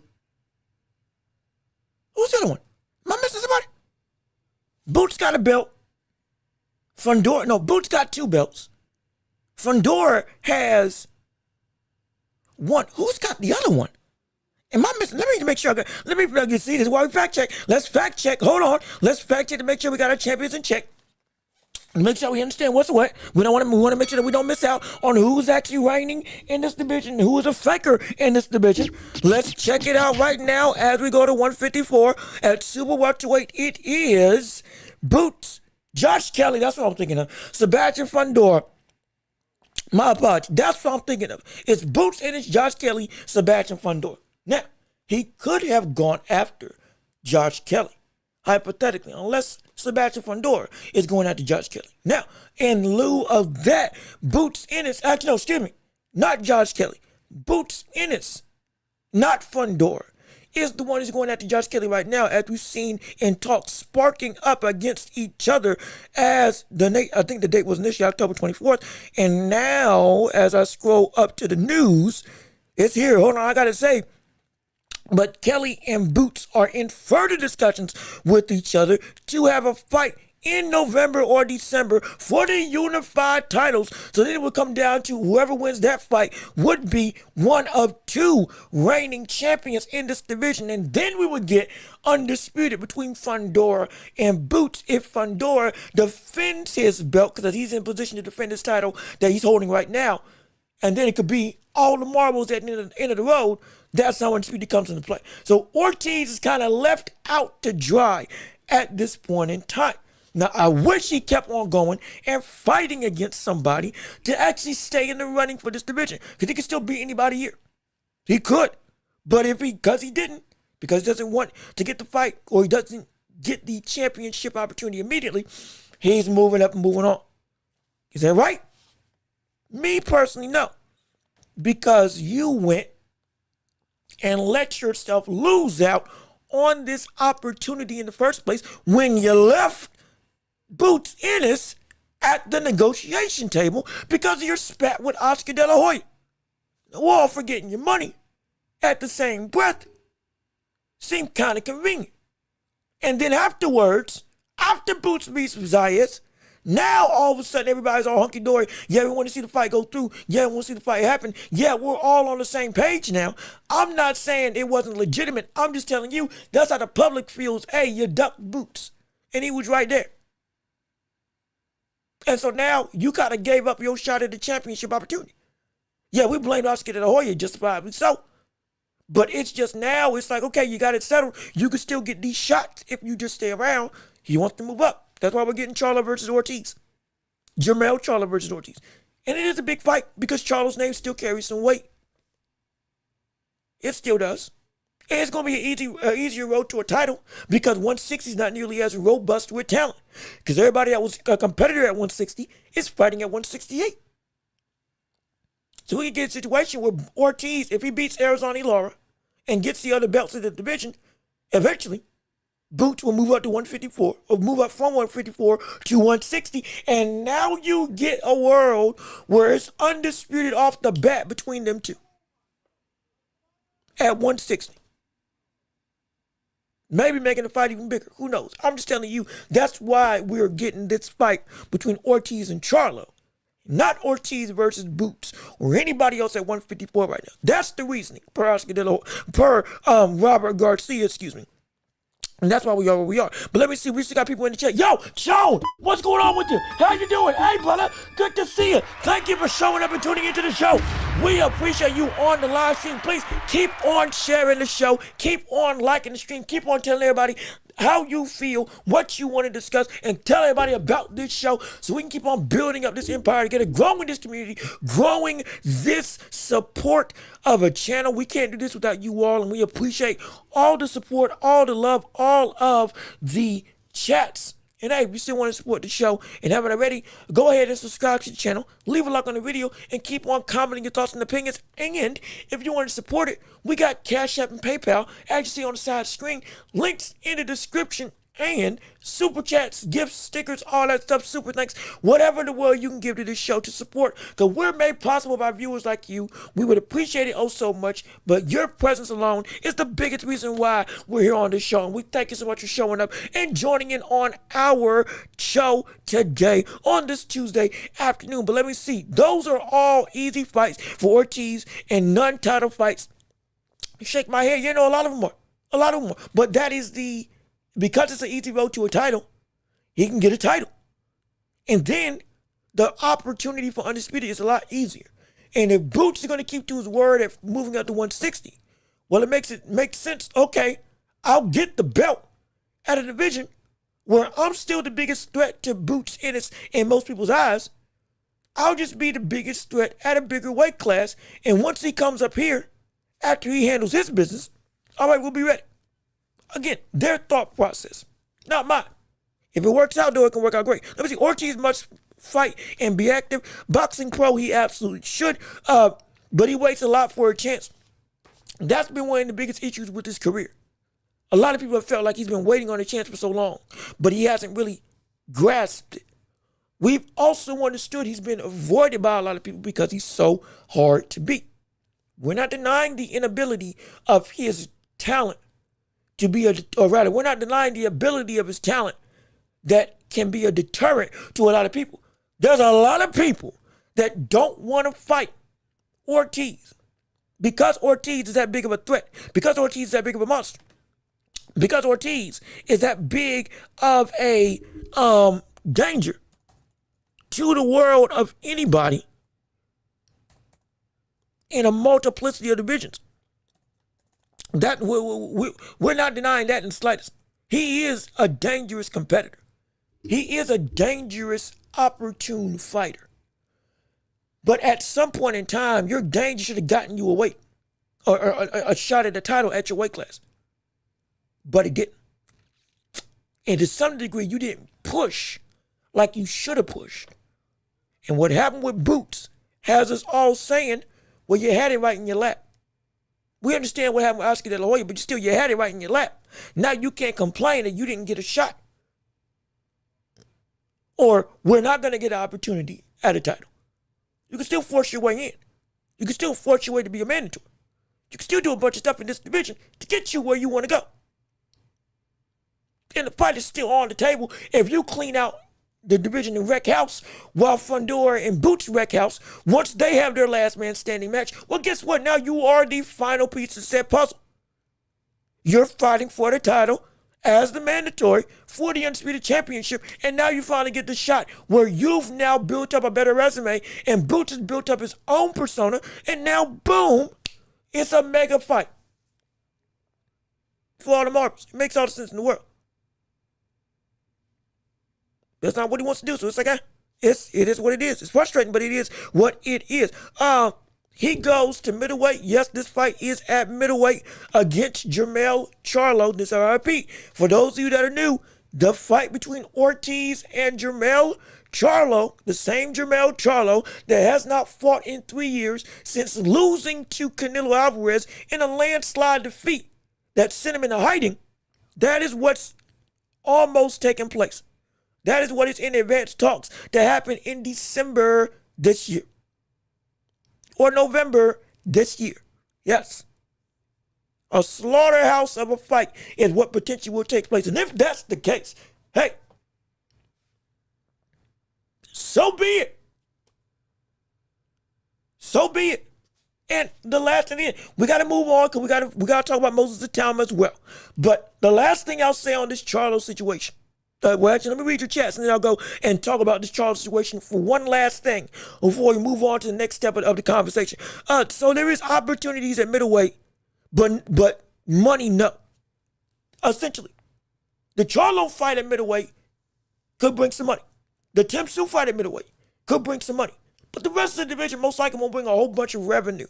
But the title road is there to go and get the straps. So the opportunities are there, but the money's not nearly as abundant. But the positioning for later on is what Ortiz is looking for. To be the true final boss at 160 pounds by the time Boots gets up there. I get my title, I get my accolades, I get my respect and my positioning, and I'm still the guy that now I'm looking like a monster for Boots Ennis. Y'all still see me as the biggest threat to him, so this fight comes even bigger. I'm just saying that's what the optics are looking like that he's trying to do. I'm not saying it's going to happen, but let me keep on saying what you all got to say. Charlo said when he talked to Al Heyman Tim Tszyu was the next fight. Well, look, Charlo talks a lot. I'm simply telling you what the Ring Magazine showed. I'm simply telling you what the Ring Magazine said. And we did cover that he was going to fight Tim Tszyu. Or that Charlo was going to fight Tim Tszyu. We even had a recent clip of Tim Tszyu marking out Errol Spence's name on his shirt and looking to have Charlo as the next name on the docket of conversation. I'm just telling you, per the Ring Magazine, that is what's happening next in the eyes of the boxing world right now. Whether or not it actually does take place, we will find out. But at this point in time, that looks to be the more pressing issue of the matter. And, excuse me, I take it back. I was wrong on the amount of time that Charlo has been out the ring. It hasn't been 800 days that Charlo has been out the ring. My apologies. His last fight was in 2023, correct?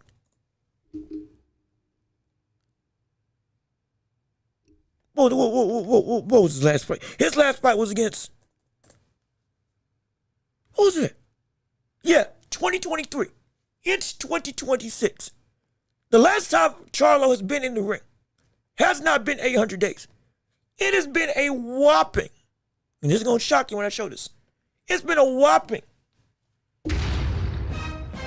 1,141 days since this post that Charlo would have stepped in the ring. I repeat, it has been a whole band, literal band of days since Charlo's been in the ring. Do you understand how ridiculous that is? Do you get how preposterous 1,000 days of no boxing is? Do we truly understand that?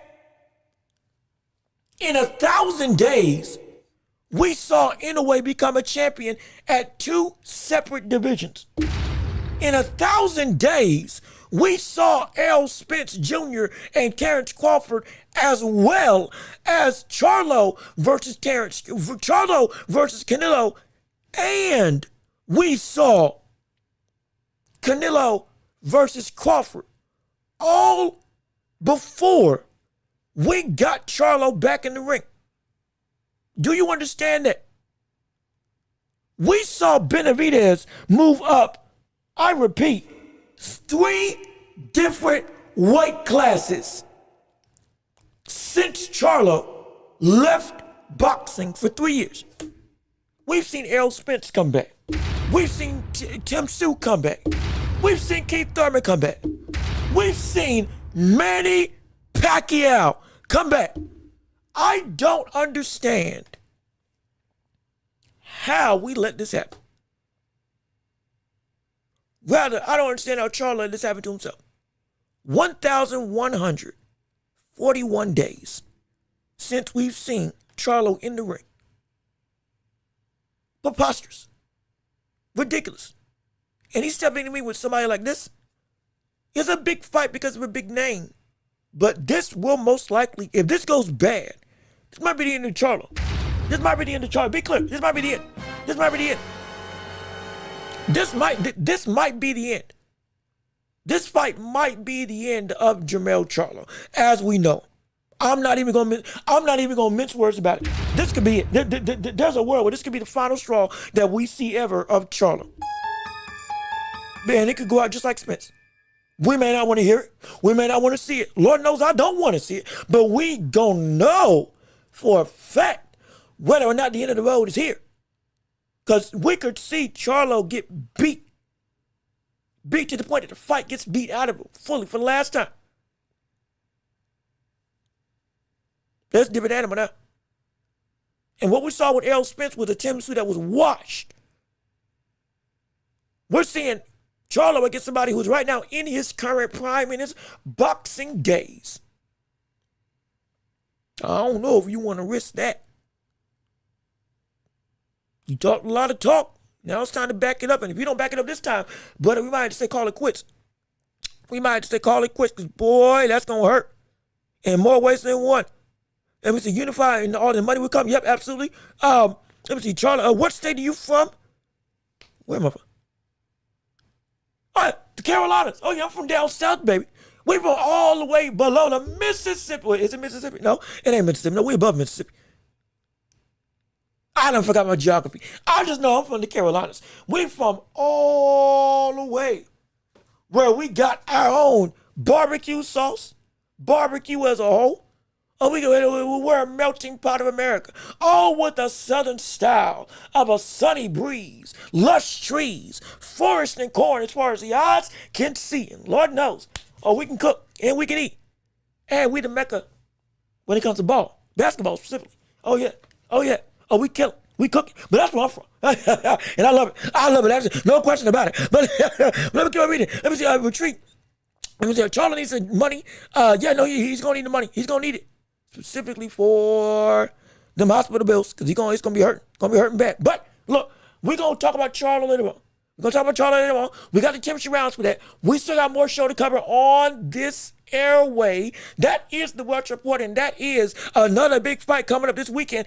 That is going to be shaking up another division in boxing, which is the heavyweights division, and that is the big kahuna. And Moses Itauma is finally getting its time to shine. Oh yes, it's here. It's here. You better believe it. I've been waiting for this day for over a year and a half, and it's finally time for Itauma to shine and Moses to part the Red Sea of the division of heavyweights and reign and walk on dry land as potentially the new heavyweight, or one of the new heavyweight championship champions of the world, as he fights Philip Hrgović this weekend for a clash at the title at one of the more I'm not going to say dry divisions, but a division looking to potentially walk into a new era in boxing as the heavyweight landscape is shifting and changing right below or right in front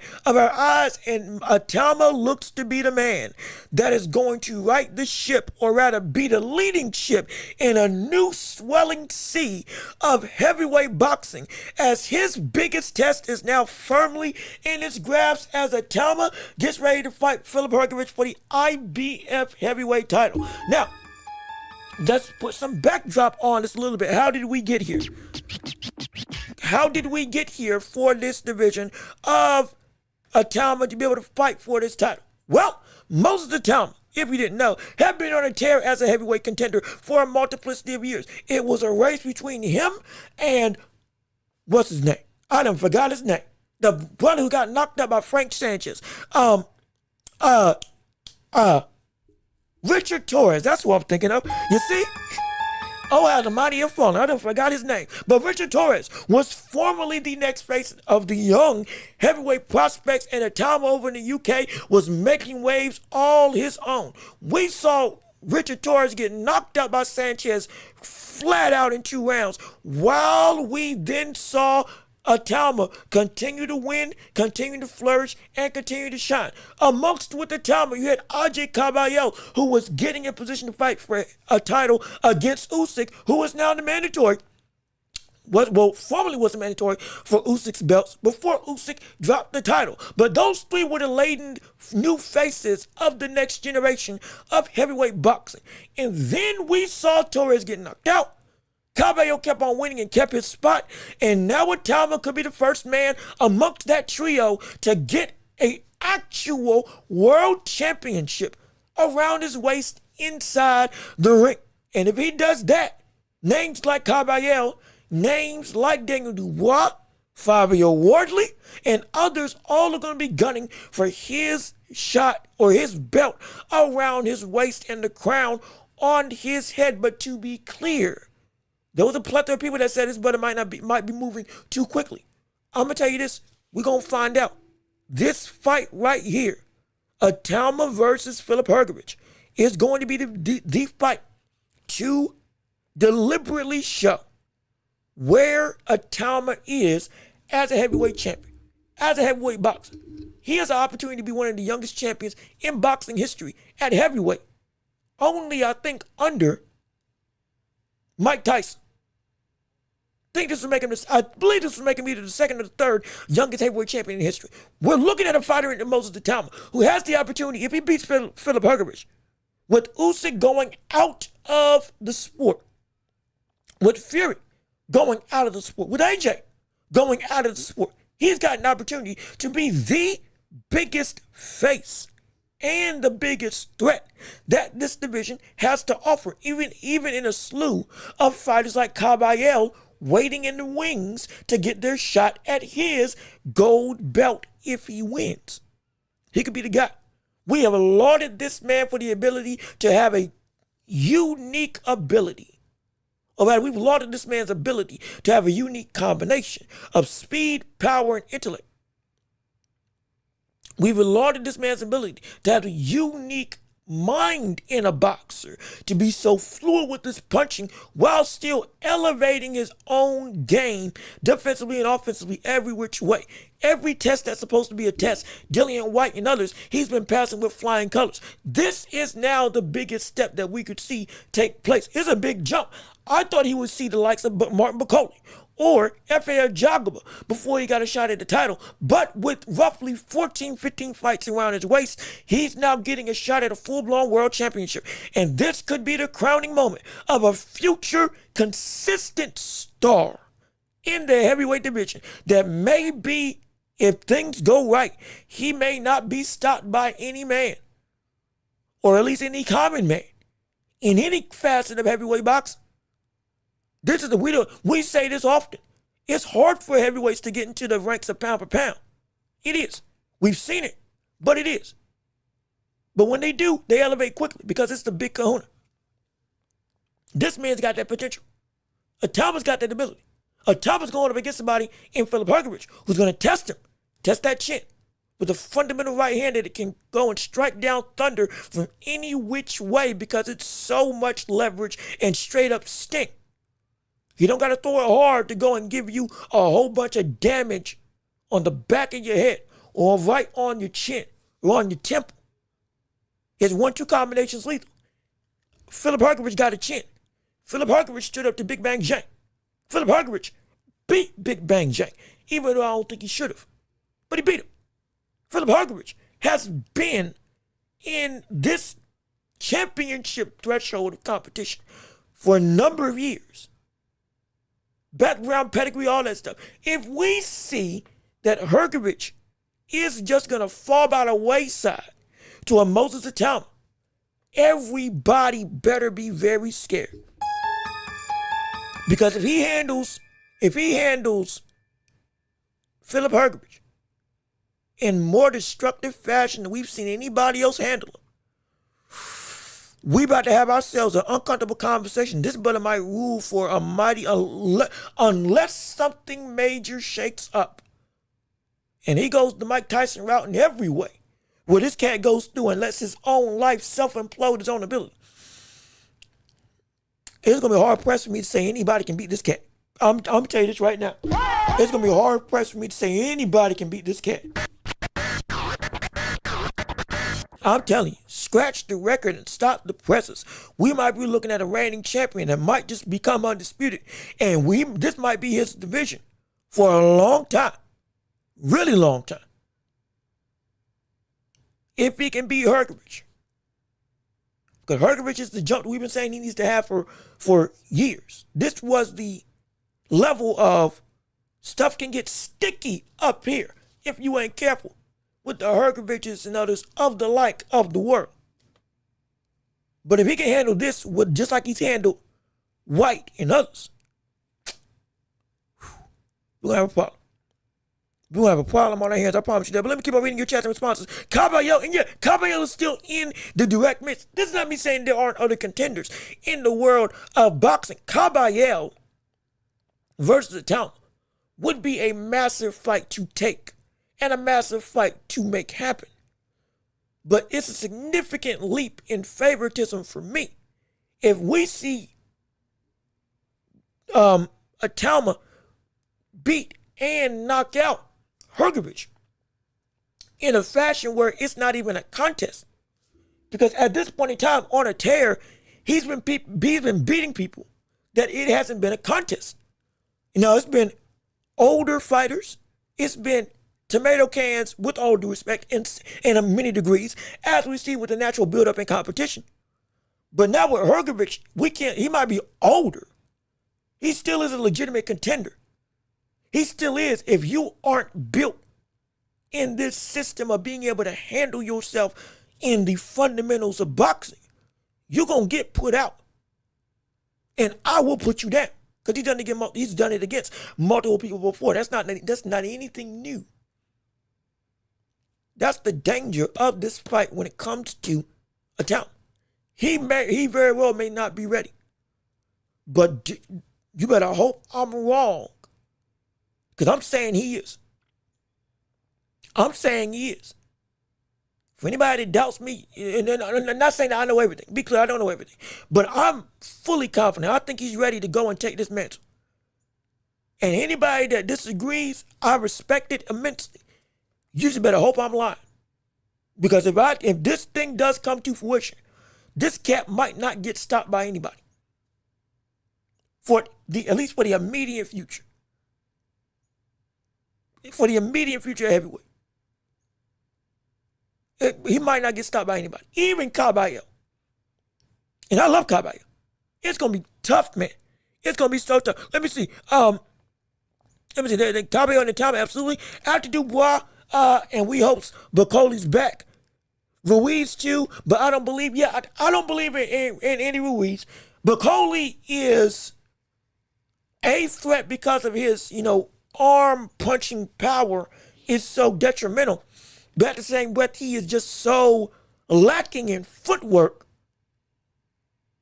And he's been knocked out before. Granted, it was against Joseph Parker, he took on that fight on 2 days' notice. So I'm not holding that fight against him. I'm not going to do that. But as a whole, we do know that there's a significant gap in the deficiencies of Bacoli. F.A. Jagba as well.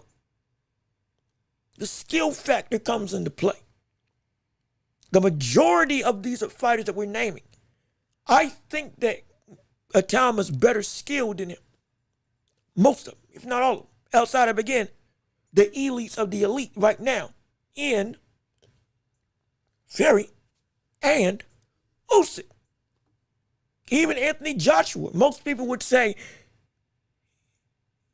Itauma's better than AJ.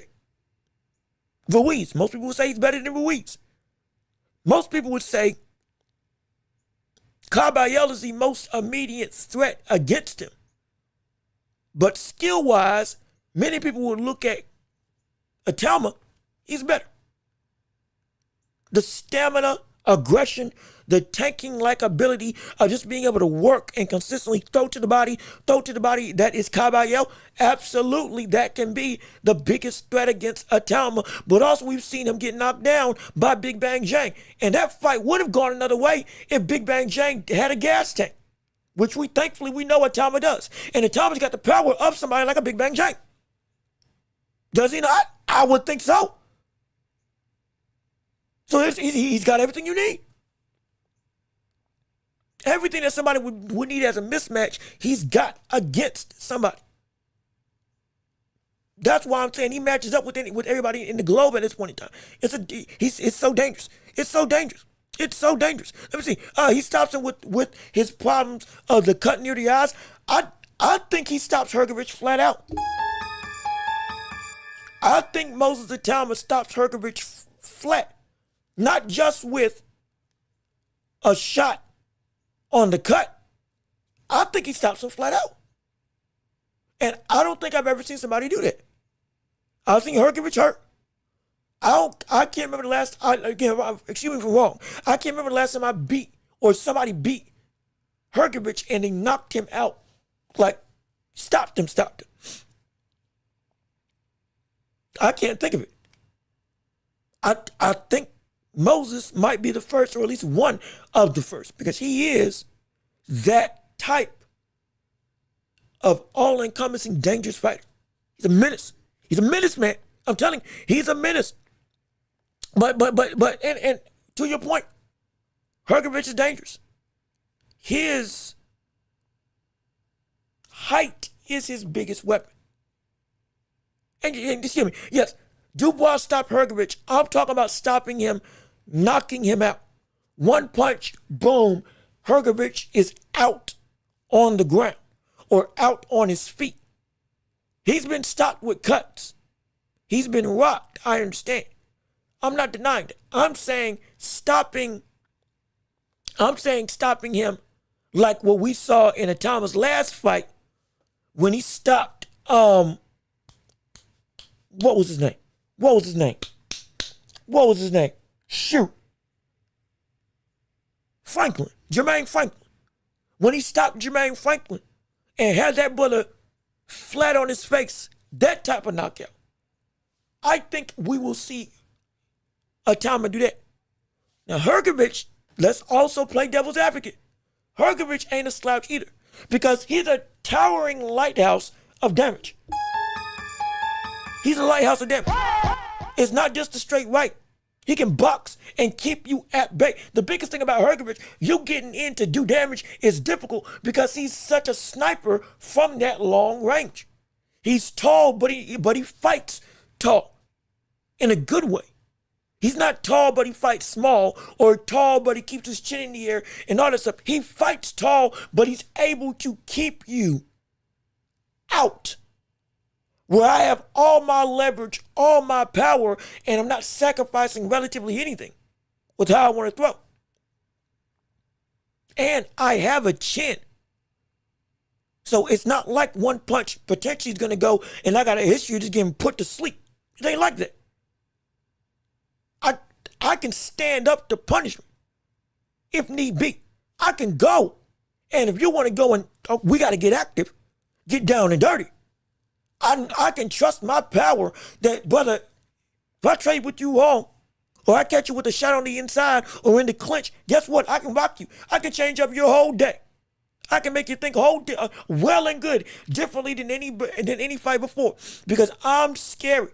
He is scary. He's proven as well. That's the danger for Moses. A proven fighter that is still proving himself at this stage in his career. Dillian White was not proving himself in his career. Michael Hunter was not proving himself at this point in his career.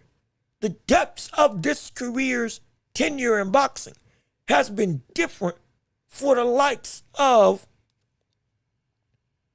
Itauma's previous 14 opponents up until now. Because we haven't seen a fighter like Itauma face off against somebody who was directly still fresher, or at least fresh enough to fight at their best without sacrificing, there's a significant drop off in their game. If he proves it here against this type of guy, that's all I need to know to say, okay, I was not wrong in buying in to this man's ability.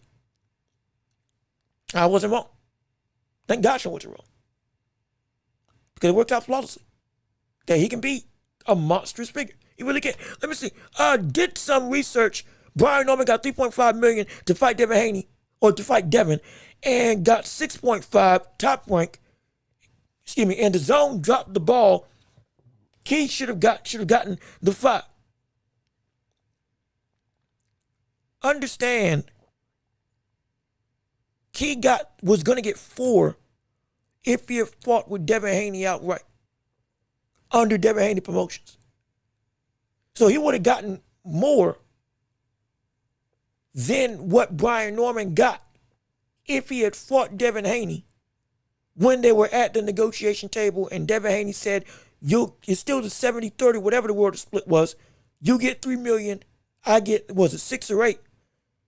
Haney was willing to throw in another $1 million on top of that. But Keyshawn still said, I want to go to purse bid. Now, granted, Keyshawn underestimated exactly what his value was in the market of boxing for purse bid because he bet on himself. He just lost the bet. But Top Rank paid what they thought it was going to be worth. Keyshawn Davis, again, was the fighter coming up that was, this fight would have gotten him past that $3 million threshold easily. if he had taken the fight, like we covered earlier, he would have made the money.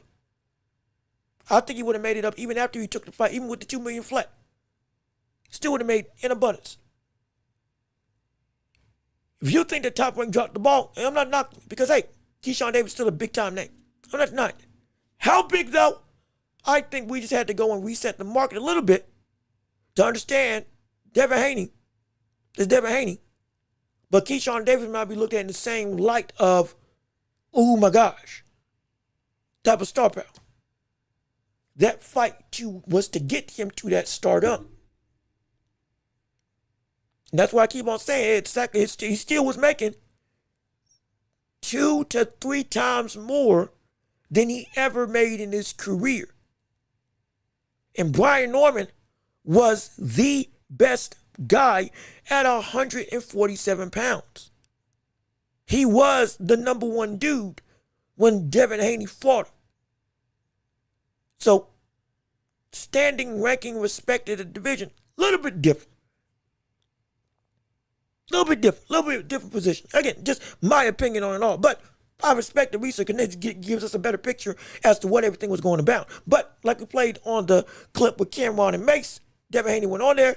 Bill Haney, went on there. Not Devin Haney, but Bill Haney. And gave the up and up as to what went down. Predicated by what we had seen from the reports on the deal with Devin Haney and Devin Haney Promotions.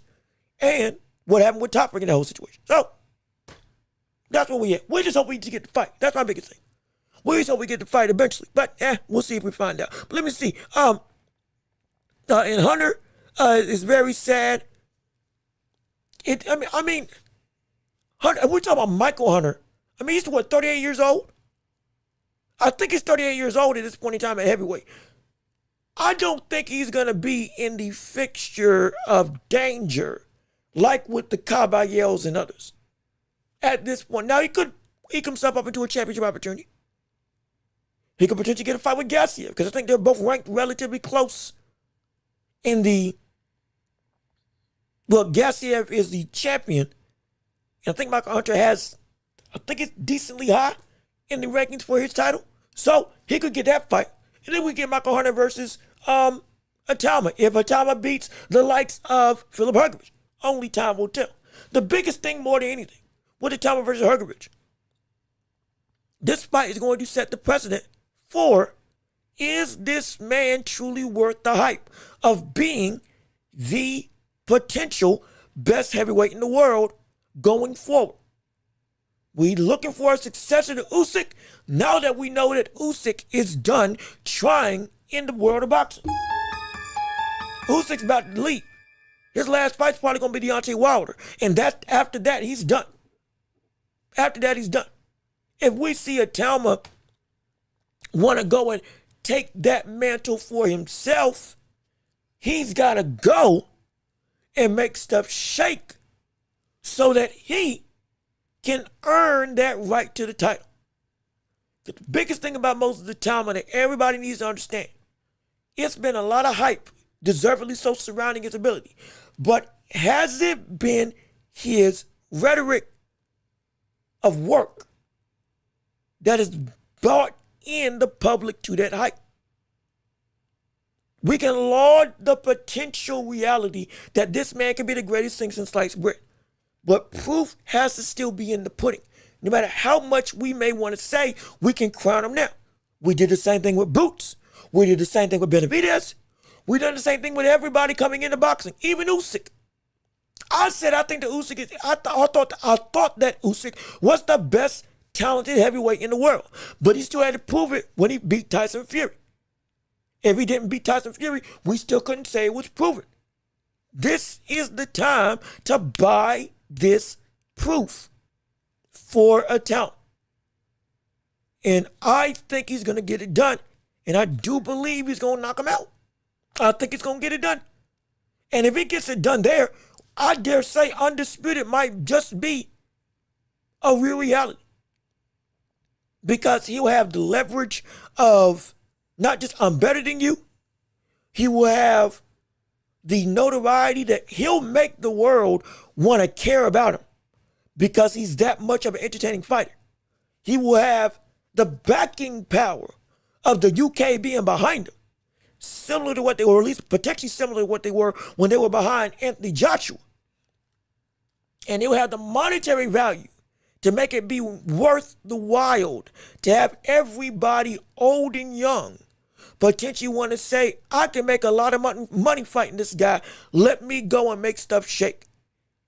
And Itauma is good enough and is exciting enough. It's got enough knockout power that his mentality, coupled with his ability, could potentially go and even get the American audience to buy into him.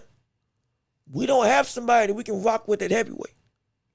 And the last time we had somebody in the UK that was supposed to be, we were supposed to ride his coattails as a supporting act in his career. He lost when he fought Andy Ruiz over here. And that was Anthony Joshua. If Itauma can make that same jump, if he gets this done with Philip Hergovich and reigns and gets all the notoriety, and then comes to the States and still wins here, he's got a real good opportunity to get the masses over here to buy into him. Because we don't have anybody we can look to. Nobody. Not Jared Anderson, not Richard Torres, not Michael Hunter. Heavyweight boxing, for all intents and purposes, is kind of dead in the water. Most of our athletes that would be heavyweight boxing caliber playing in the NFL or playing in the NBA. A lot of them are playing in the NBA. A lot of them are playing in the NBA right now. Or in college basketball more than football. They came over here. Good gosh. If somebody, let me tell you something. Again, just food for thought. If somebody like Russell Westbrook came to boxing, he'd be one of the most dangerous fighters in the world because of his physical gifts. He'd be one of the most dangerous in the world. Anthony Edwards, 6'5", with his explosiveness in his legs and thighs, with his reach and length, his dimensions, they all have the build to be a dominant heavyweight prospect. But unlike what they used to do back in the 70s and 60s and 50s and all that stuff, where boxing was the biggest sport in the world for America, that used to be where everybody was going to. Everybody's trying to train. Everybody's trying to work. Now, everybody's going to different avenues because they can make money without having to get hit in the face, which I don't deny. I'm just telling you, those types of prospects will be lethal if they did come over here. Because their dimensions as a fighter could be incredible. Could be incredible.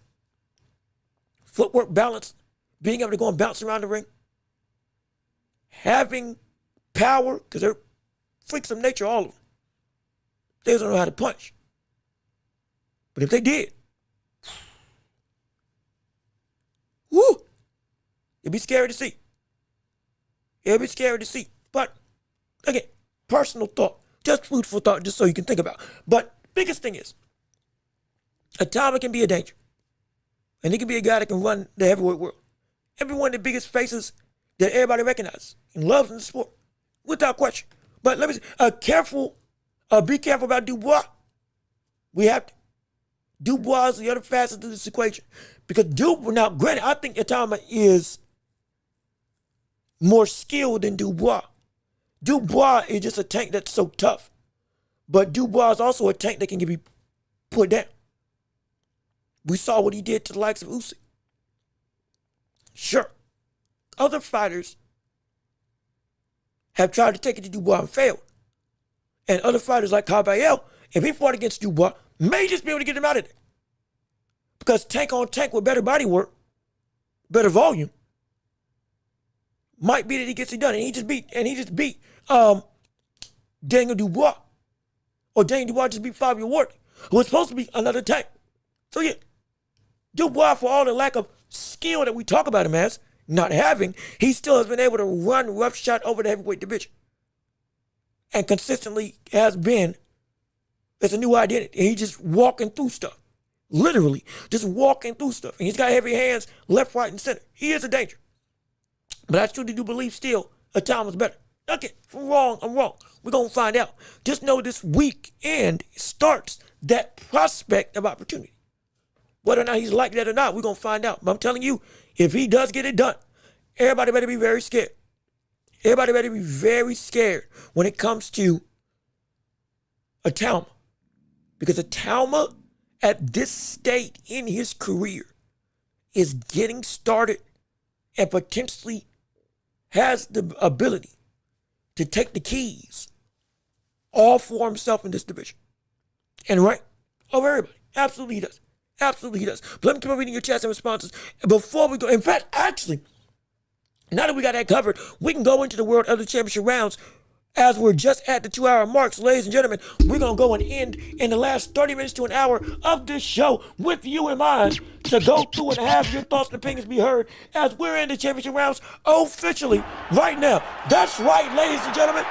It's time to have your voice to be a part of the conversation, have yourself be seen and heard for the masses to hear all across the world, and we want to hear your thoughts and opinions on the rest of the boxing ethos in regards to any conversation, debate, questions, concerns involving whatever we talked about on today, involving Ryan Garcia, Teofimo Lopez and his ability to continue to reign in the world of 147. Devin Haney, does he beat everybody? Or is Teo now a fixture to potentially be the leading candidate for undisputed heavyweight with Itauma and Hrgovic? Will we see Moses Itauma reign? Do you think Hrgovic will get the biggest upset potentially in his career at this point in time, with them being a champion around, or having a championship belt around his waist, if he goes and beats Itauma? Or anything else involving the world of boxing that you want to discuss and cover? We want to hear from you in all regards of the sports landscape. But let's hear your thoughts and opinions as we are here on this show.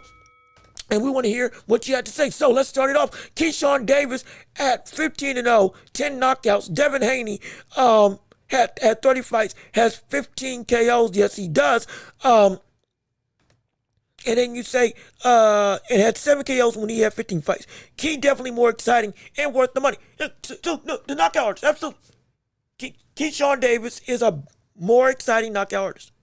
Keyshawn Davis is a more exciting fighter that has the public able to buy into, ooh, I want to watch him work because he's just so exciting. I gotta be on my P's and Q's because the fight can end at any moment. But knockout power doesn't always buy the tangibility of acceptance by the boxing public. Keyshawn Davis has always been exciting, but Keyshawn Davis has never been bigger than Devin Haney. Keyshawn Davis has always been exciting, but Keyshawn Davis has never been bigger than Shakur. He's never been bigger than the peers that he's been trying to be around. Keyshawn Davis, for lack of a better term, has always been a part of the conversation, but he's never been a leading voice in the conversation. Never. And for good reason. Because he's not better than them. And he hasn't done nearly as much of them. This is why we say accolades do still mean a lot. Because Devin Haney, 15 knockouts in 30 fights, and 7 knockouts when he had 15 fights, sure, never been known as a big-time puncher. Yet still he was running the world as getting big-time fights on a level that we never saw Keyshawn Davis get to. Shakur Stevens, same thing. Ryan Garcia, same thing. Everybody, same thing. They are not on, he's not on the level of them when it comes to cashing in to that notoriety and getting the fight that your name is supposed to say that it's worth. And when you got there, you didn't take advantage of it. So you lowered your stock even more. And so people now don't care about the knockouts. People now do not care that you can knock somebody out. The biggest conversation with Devin Haney and Keyshawn is no longer can Keyshawn beat him. Now it's the fact that Keyshawn Davis, are you scared of Devin Haney? Because we know you can knock him out.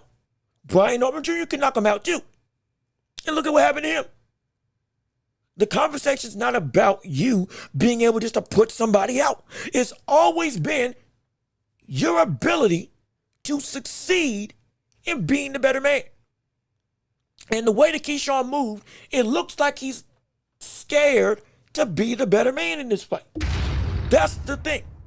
And because he did it against him, anybody he gets pressed up against, his knockout power is the last thing on their mind. Because are you even willing to fight him? Because we can say all day long, heck, you got the ability to go and put him out. You can go and knock him out. We can say that all day long. What we can't say is that you did it. What we can't say is that you did it. We can't say that you did anything. That's the problem with Keyshawn Davis. Your knockouts only mean something if we can back it up with something that lets us fortify our reasoning. And right now, there's nothing to fortify because of the move that you made. You don't want to fight Shakur Stevenson. You chose to walk away from the fight with Devin Haney. And now we can say, well, your knockouts are the last thing on our minds. You were not worth the $5 million because you're not a $5 million fighter. Your knockouts don't make you more or less in viability when we scale out our scope. Sure, it does mean something. We're not denying that. But the pressure of getting the wins that mean everything is the most important thing. The names and the titles. You beat Jermaine Ortiz, and we all said that's a great win. And then you rematched Albright. Cool. Cool.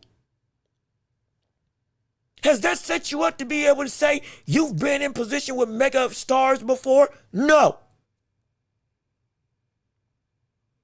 Has that put us in? You've been in the ring with somebody that's been a top 10 level fighter? No. Have you been worth that level of monetary value? You were on the precipice of it. All you had to do was take the fight with Devin Haney. We can't overlook you were getting paid more than you ever got made, even with the $2 million. We can't overlook that you were going to make $4 million if you had took the deal with Devin Haney Promotions before going to purse bid.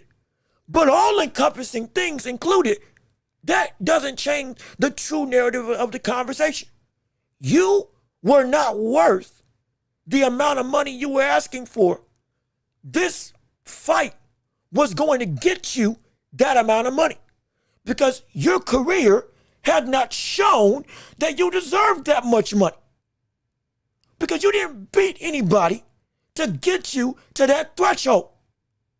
You talked your way into a major fight, which is perfect. That guarantees you're going to make more than ever before. But you can't ask for Devin Haney money without Devin Haney accomplishments. You can't ask for Ryan Garcia money without Ryan Garcia notoriety.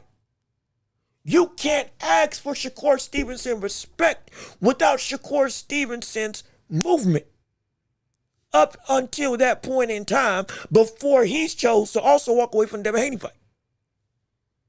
All three of those names have a certain caliber of necessity and threshold in either notoriety, skill set, or all-around accomplishments. You don't reach that criteria for none of them. None of them. But you got there regardless. Similar to Rolly. Rolly Romero talked his way into getting major fights. He wasn't as good. He wasn't as skilled. He wasn't as accomplished. But he talked his way into them. But he took them. And because he took them, now, okay, even though you lost, you got a name that you were in the ring with. That led to Isaac Cruz. That led to Teofimo Lopez. That led to Ryan Garcia. Before that one fight opened the door to all the other stuff. Keyshawn Davis deserved money. And he got money that he was worth. more than he had been worth for his entire career. And taking this would have opened that door up even more so. We're not we're never going to deny that we're never going to say we don't want our fighters to have paychecks. We're also going to not be blind to the fact of why this fight was needed for him to actually take it. Because he needed to have this fight happen so he could go and make stuff shake for himself. In the long term. Because the criteria he was looking for, he was not at. He's never been at that. Not with them. You're looking for $5 million and Devin Haney was about to make $6 million. He's not worth Devin Haney money. Ryan Garcia making 10. He ain't worth Ryan Garcia money. Shakur Stevenson in every facet is better than Keyshawn Davis. I still want to see that fight. But he's better. And he's got the big wins. And he's a 3-division champion. And he's been winning on big stages. Sold out New York City. Bigger in multiple facets. And better in multiple facets. And accomplished more in multiple facets than Keyshawn Davis. Keyshawn's worth is not what he thinks. Keyshawn's worth is not where he thinks it is. Keyshawn's worth needs to have these fights to push him to that stratosphere. But right now, him alone is not worth $5, $10, $12 million that he's looking for. When his best thing is what? One title? Or a title opportunity he lost because he missed weight and then missed weight again? It's not worth it. He ain't. It's like up until he proves otherwise. And that means fighting. Getting in the ring and fighting somebody that is at that threshold, even if it's for less money, because it will still be more money than you ever made. But if he doesn't get out of that, he's never going to get a fight. If he doesn't get out of that, he's never going to get a fight. I guarantee you. I promise you. I promise you. I promise you. I promise you. He will not get another fight if he does not strip that ego away from him. He won't. Let me see. Right now, if you had a ballot, does Teo being a 3-division champion, 2 times lineal, and unified, make him a Hall of Fame? Now, that's a good question. That's a good question. Also, Johnny Durag, salute to you. We thank you for showing up and showing out. And we appreciate you on the stream with us today.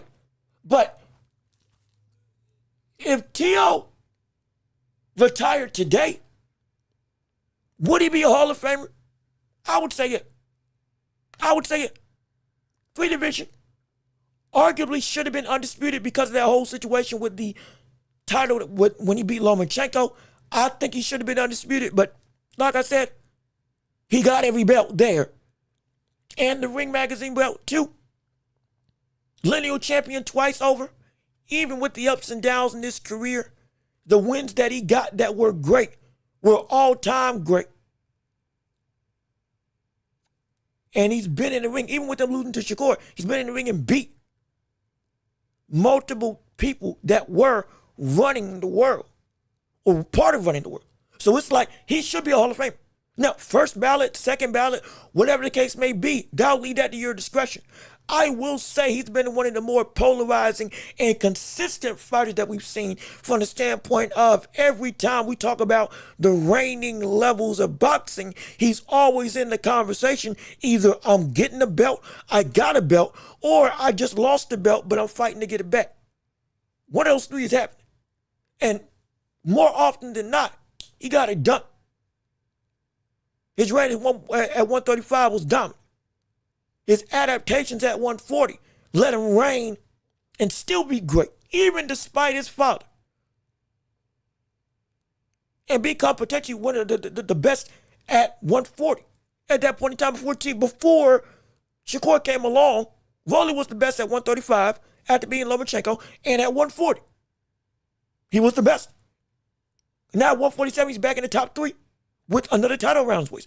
I would say, yeah, I don't think it's an argument that he's a Hall of Fame. At least in my eyes. Now, would I like to see more fights? Sure. Would I like to see more fights for somebody that is still able to fight in his prime? I would. But for me, they deserve to be there. I don't think it should be a question. And there's going to be something with that question. Also, we appreciate you, Johnny D-Reg, for the 30 or collectively 40 jewels on the day. Or excuse me, 50 jewels on the day. We thank you for the support and the owns to the empire. And again, if you want to give to the show, hey, we still got jewels, gifts, super chats, and all that stuff, and Cash App and whatnot all on the screen. If you can't support the show, would mean the world to us. But like, yeah, I don't think it should be an argument that he should be a Hall of Fame. No matter how guaranteed first or second ballot is, he should be there. Because during a war, you also got to understand the context of what he was doing when he was doing it. COVID, as well as before the era where 2023, everything started to take off and everybody really started to consistently fight everybody. Teofimo Lopez was consistently taking on dangerous, at his level or above competition. Without fail. He was one of the most consistent fighters of that time when he was truly at his best. And kept on working, kept on shining. Even in the losses, he still kept on pushing the envelope of trying to fight and make stuff shake. Yeah, he's in charge of the personal stuff. Yeah, sure. He said a lot of racist things. Absolutely. We've covered that as well. He said a lot of stuff he's had a lot of stuff go on outside of boxing that's been very questionable. No, we are not going to go over and overlook that. But in the ring is what we're discussing. And in the ring, there's no question. I think he should be a Hall of Fame. I truly believe he should be a Hall of Famer. But let me see. Legendary Super Saiyan Jackson, how you doing? Good to see you. We appreciate you on the show. Thank you for showing up and tuning in to our stream today. We support you on the show. We support you on the channel. Thanks so much for joining in. We are in the championship rounds right now, talking about the world of boxing and beyond. We are at the last 30 minutes to an hour of this show with your questions, your comments, your concerns, your debates on everything involving the world of boxing or beyond in the greater sports landscape and everything else abounding. We want to hear from you and your thoughts and opinions. So it's your time to control the show for the last 15, 30 minutes and have your voice be heard on the conversation of the What We Mean, your host, Jean-Luc Welch. But let me keep on reading your thoughts and opinions. This weekend, what does most of the time I have to do for you to be impressed with his performance? I'm thinking stoppage by Moses in round 5. Well, I'm going to tell you this right now. If it was in round 5, that would be ridiculously impressive.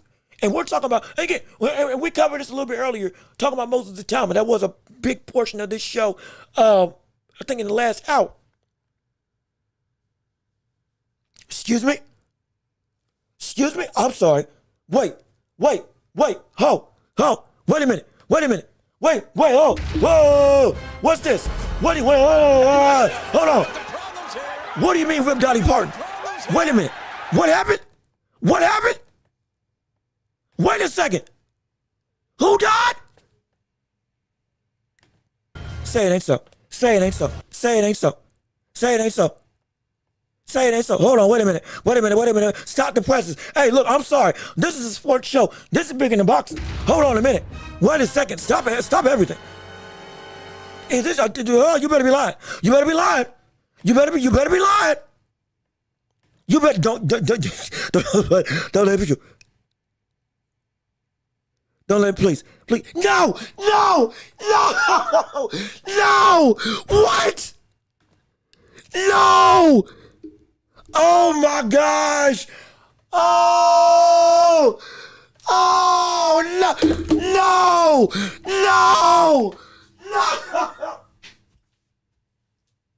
What? Are you kidding me? I'm sorry. Look, I know we cover boxing. Oh my gosh. I know we cover sports in general. But I am a huge Dolly Parton fan. Oh my gosh, Dolly Parton passed away. Oh no. Oh no. Oh no. Oh, that's terrible. That's horrible. She was wonderful. What the world? I just saw her in the interview. Look, I'm sorry. I'm not trying to deviate from the show. I'm not. We still got to hear your thoughts and opinions. Oh shoot. Oh my gosh. She has done so much for the environment. She was such a charitable woman.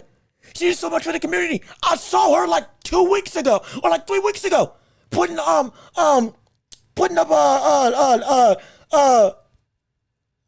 like a video post. I thought it was a health situation like on other times. I didn't think it was that bad. Oh no. Oh gosh. Oh, this is terrible. Oh my goodness. Oh, this is actually a shock. Country music icon, honestly, American legend at this point, who's done so much beyond just music, who's been a fixture of media for the past 40, 50 years? I don't believe Dolly Parton done passed away. She done gone on home. Great day. She done hopped on the train. Punched her ticket. Good gosh. I'm sorry. I'm a huge Dolly Parton fan. I love her work. I love what she's done. I love how she was living life. Even outside of this, all the other ventures she has been doing. Like, she was a wonderful woman. Phenomenal woman. That hurt. That hurt. Oh, that hurt. Oh, that hurt a lot. Oh, that hurt. Oh, that hurts. That hurts so bad. Oh, shoot. You went to Dolly World in Tennessee? Yeah, I never got to go. I always wanted to go, but I never got to go. I think we even drove by there, but I never got to schedule a thing to go. I was trying to go do it within the next 3 years. That's so heartening. That's so disheartening. Rest in peace to her. Like I said, rest in peace to an absolute legend of the business, of just entertainment in general. She's touched so many different avenues in so many different ways. It's a spectacle. Oh my gosh. Oh my goodness. Oh, this is one of them. This is one of them ones. I'm telling you, look, it's gonna be. I had 3 people that I'd be absolutely disheveled when they pass away. Morgan Freeman, Dolly Parton, Stevie Wonder. Good gosh. One of my 3 done went. Oh. I feel like Stanford and the Son. I'm coming to get you. I'm coming home. This is. Oh, that's so sad. That is so sad. But she lived such a phenomenal life. We can't help but honestly just be in awe. I'm not gonna lie. I just be in awe. But yeah, rest in peace again to Dolly Parton. I did not recognize that she passed away. Oh my goodness, that hit me home. That hit me. That hit me hard. But look, we still gotta do a show. We still have to make sure we dang it. If I go too long, we're gonna be here forever. We're gonna be here 4 hours. If I start talking about Dolly, we're gonna be here 4 hours. We still gotta keep this show at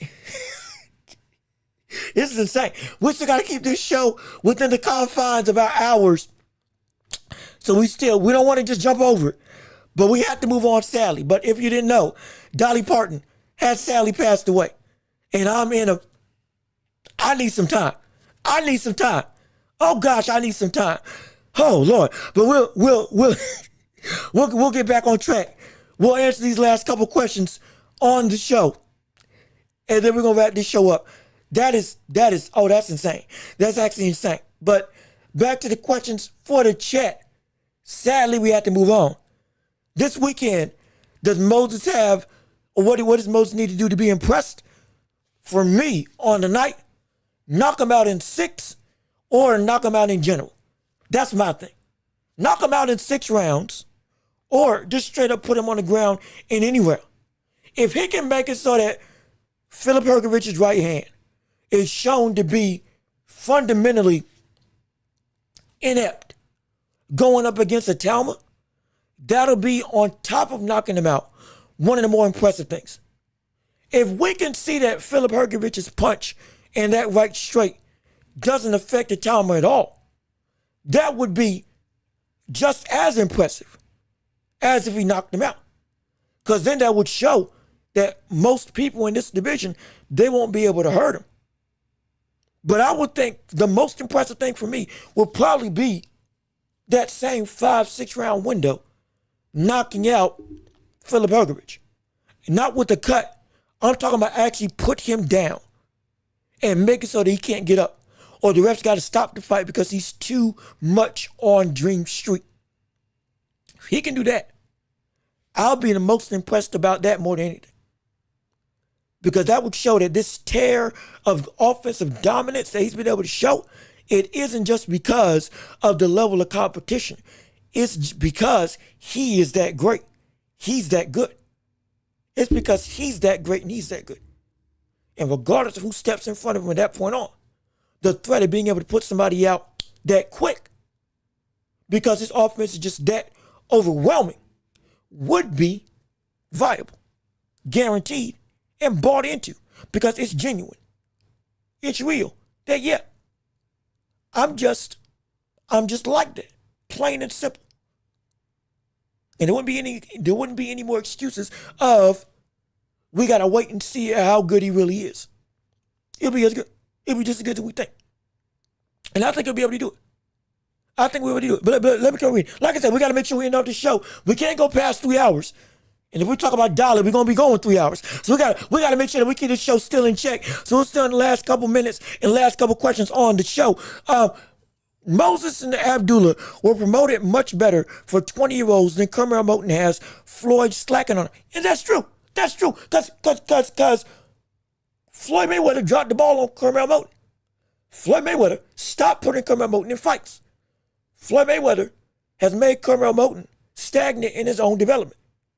And Kermel Moton still ain't fixed the problems that we've seen from Kermel Moton. Abdullah Mason kept on fighting and kept on improving. Most of the time, I kept on fighting and kept on improving, while still never slacking. Floyd Mayweather gave Kermel Moton the go-ahead, let him be under his wing, and then kept on fighting. He was exciting, and he is exciting, but he keeps on getting hit in the face. He's 9 fights into his career. He's a tough customer. He's relying on his chin. He can make a war with anybody. But he stopped fighting, and he still hasn't fixed anything in the gym, in training, in sparring, or in the actual live fight scenario.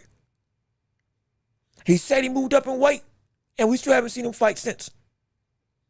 We are waiting on one of the biggest prospects that's supposed to be able to take up arms in this heavyweight division, or in this leveled up division, and turn into a force that everybody has to say, he's coming. Everybody better watch out. But right now, it's just been nothing. Crickets. Nothing but crickets. We're waiting, anticipating, but there's nothing coming to fruition. Where is the love from Floyd to consistently put his fighter in position to get better? Because these first 10, 15 fights are to improve your boxer, build up your resume. But then after you cross that 14, 15 fight threshold, now it's time to go at the titles. That's how it normally works. Abdullah Mason, it turned out he moved quicker. Moses Itauma, he moved quicker. But the consistency of consistently being in the face of the public, he never stopped. Eddie Hearn never stopped. Bob Arum worked with Mason and Mason's team. Never stopped. Kept on making sure he's going to get something going. We're not going to let this period pass him by. And Conrad Moulton, the last fight he had was, let me check. The last fight he had was in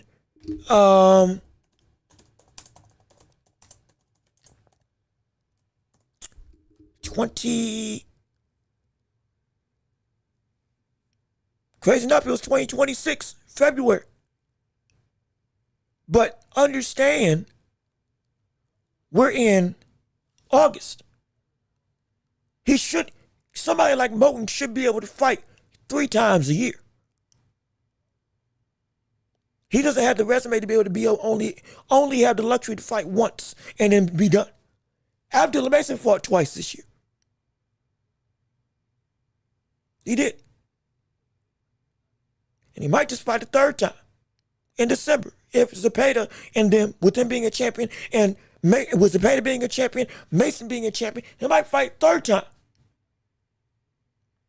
You're not a champion if you're Conrad Moulton.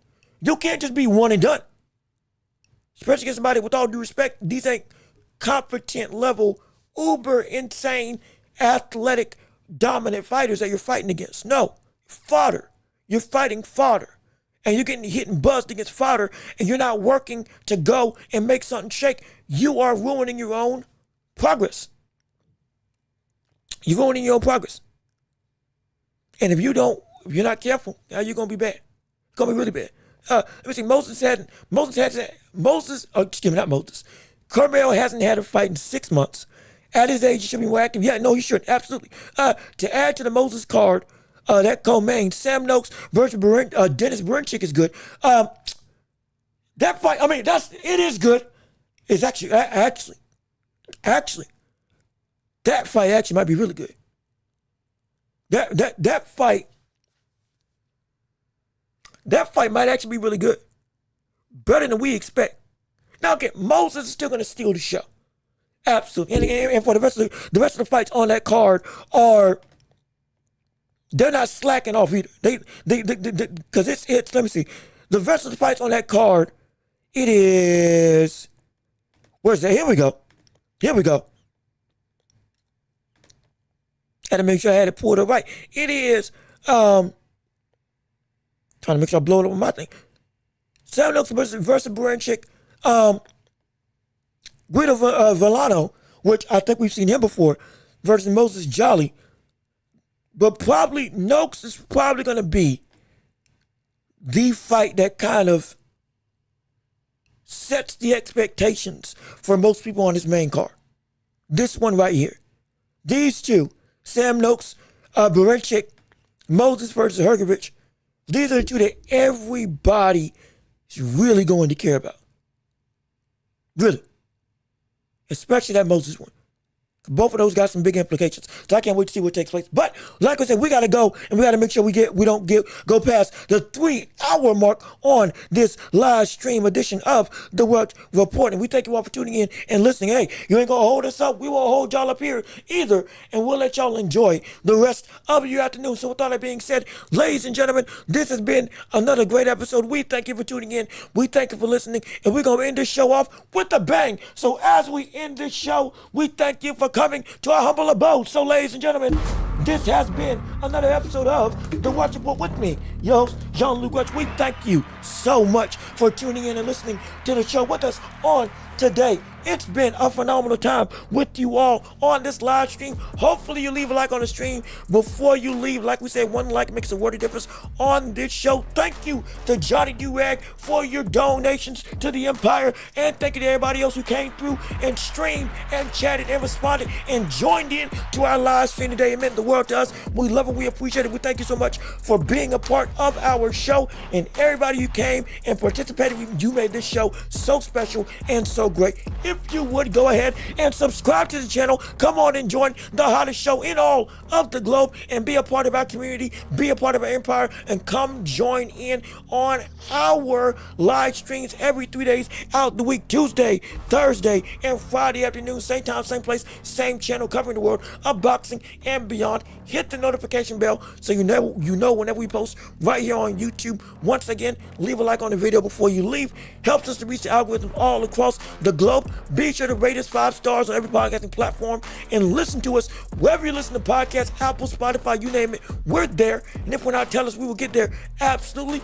Be sure if you can support this channel with one last plea to the public eye. We got Cash App and PayPal, links down below in the description, super chat, super gift, stickers, and the like, all for you to help support this show, to give alms to the empire. Any amount will do to help us go and make this show better, improve this show, and make it better for you to listen and watch all across the globe, and helps me to pay the bills and make sure that we can go and buy what we want. Don't forget, 2K's coming out. I need some money to go get me a new My Player, just so you know. But that's just my personal splurging, if you get what I'm saying. But with all that being said, we appreciate you tuning in. We appreciate you listening. I've been Jean-Luc Welch. You all have been absolutely wonderful. Be safe, be blessed, peace and love. Oh, we are out of here. Yes, sir. Salute to you. We're going to see you all on Thursday. Be sure to enjoy the rest of your afternoon. Be blessed and be safe. Have a wonderful day. And we can't wait to see you all next time. And we are out of here.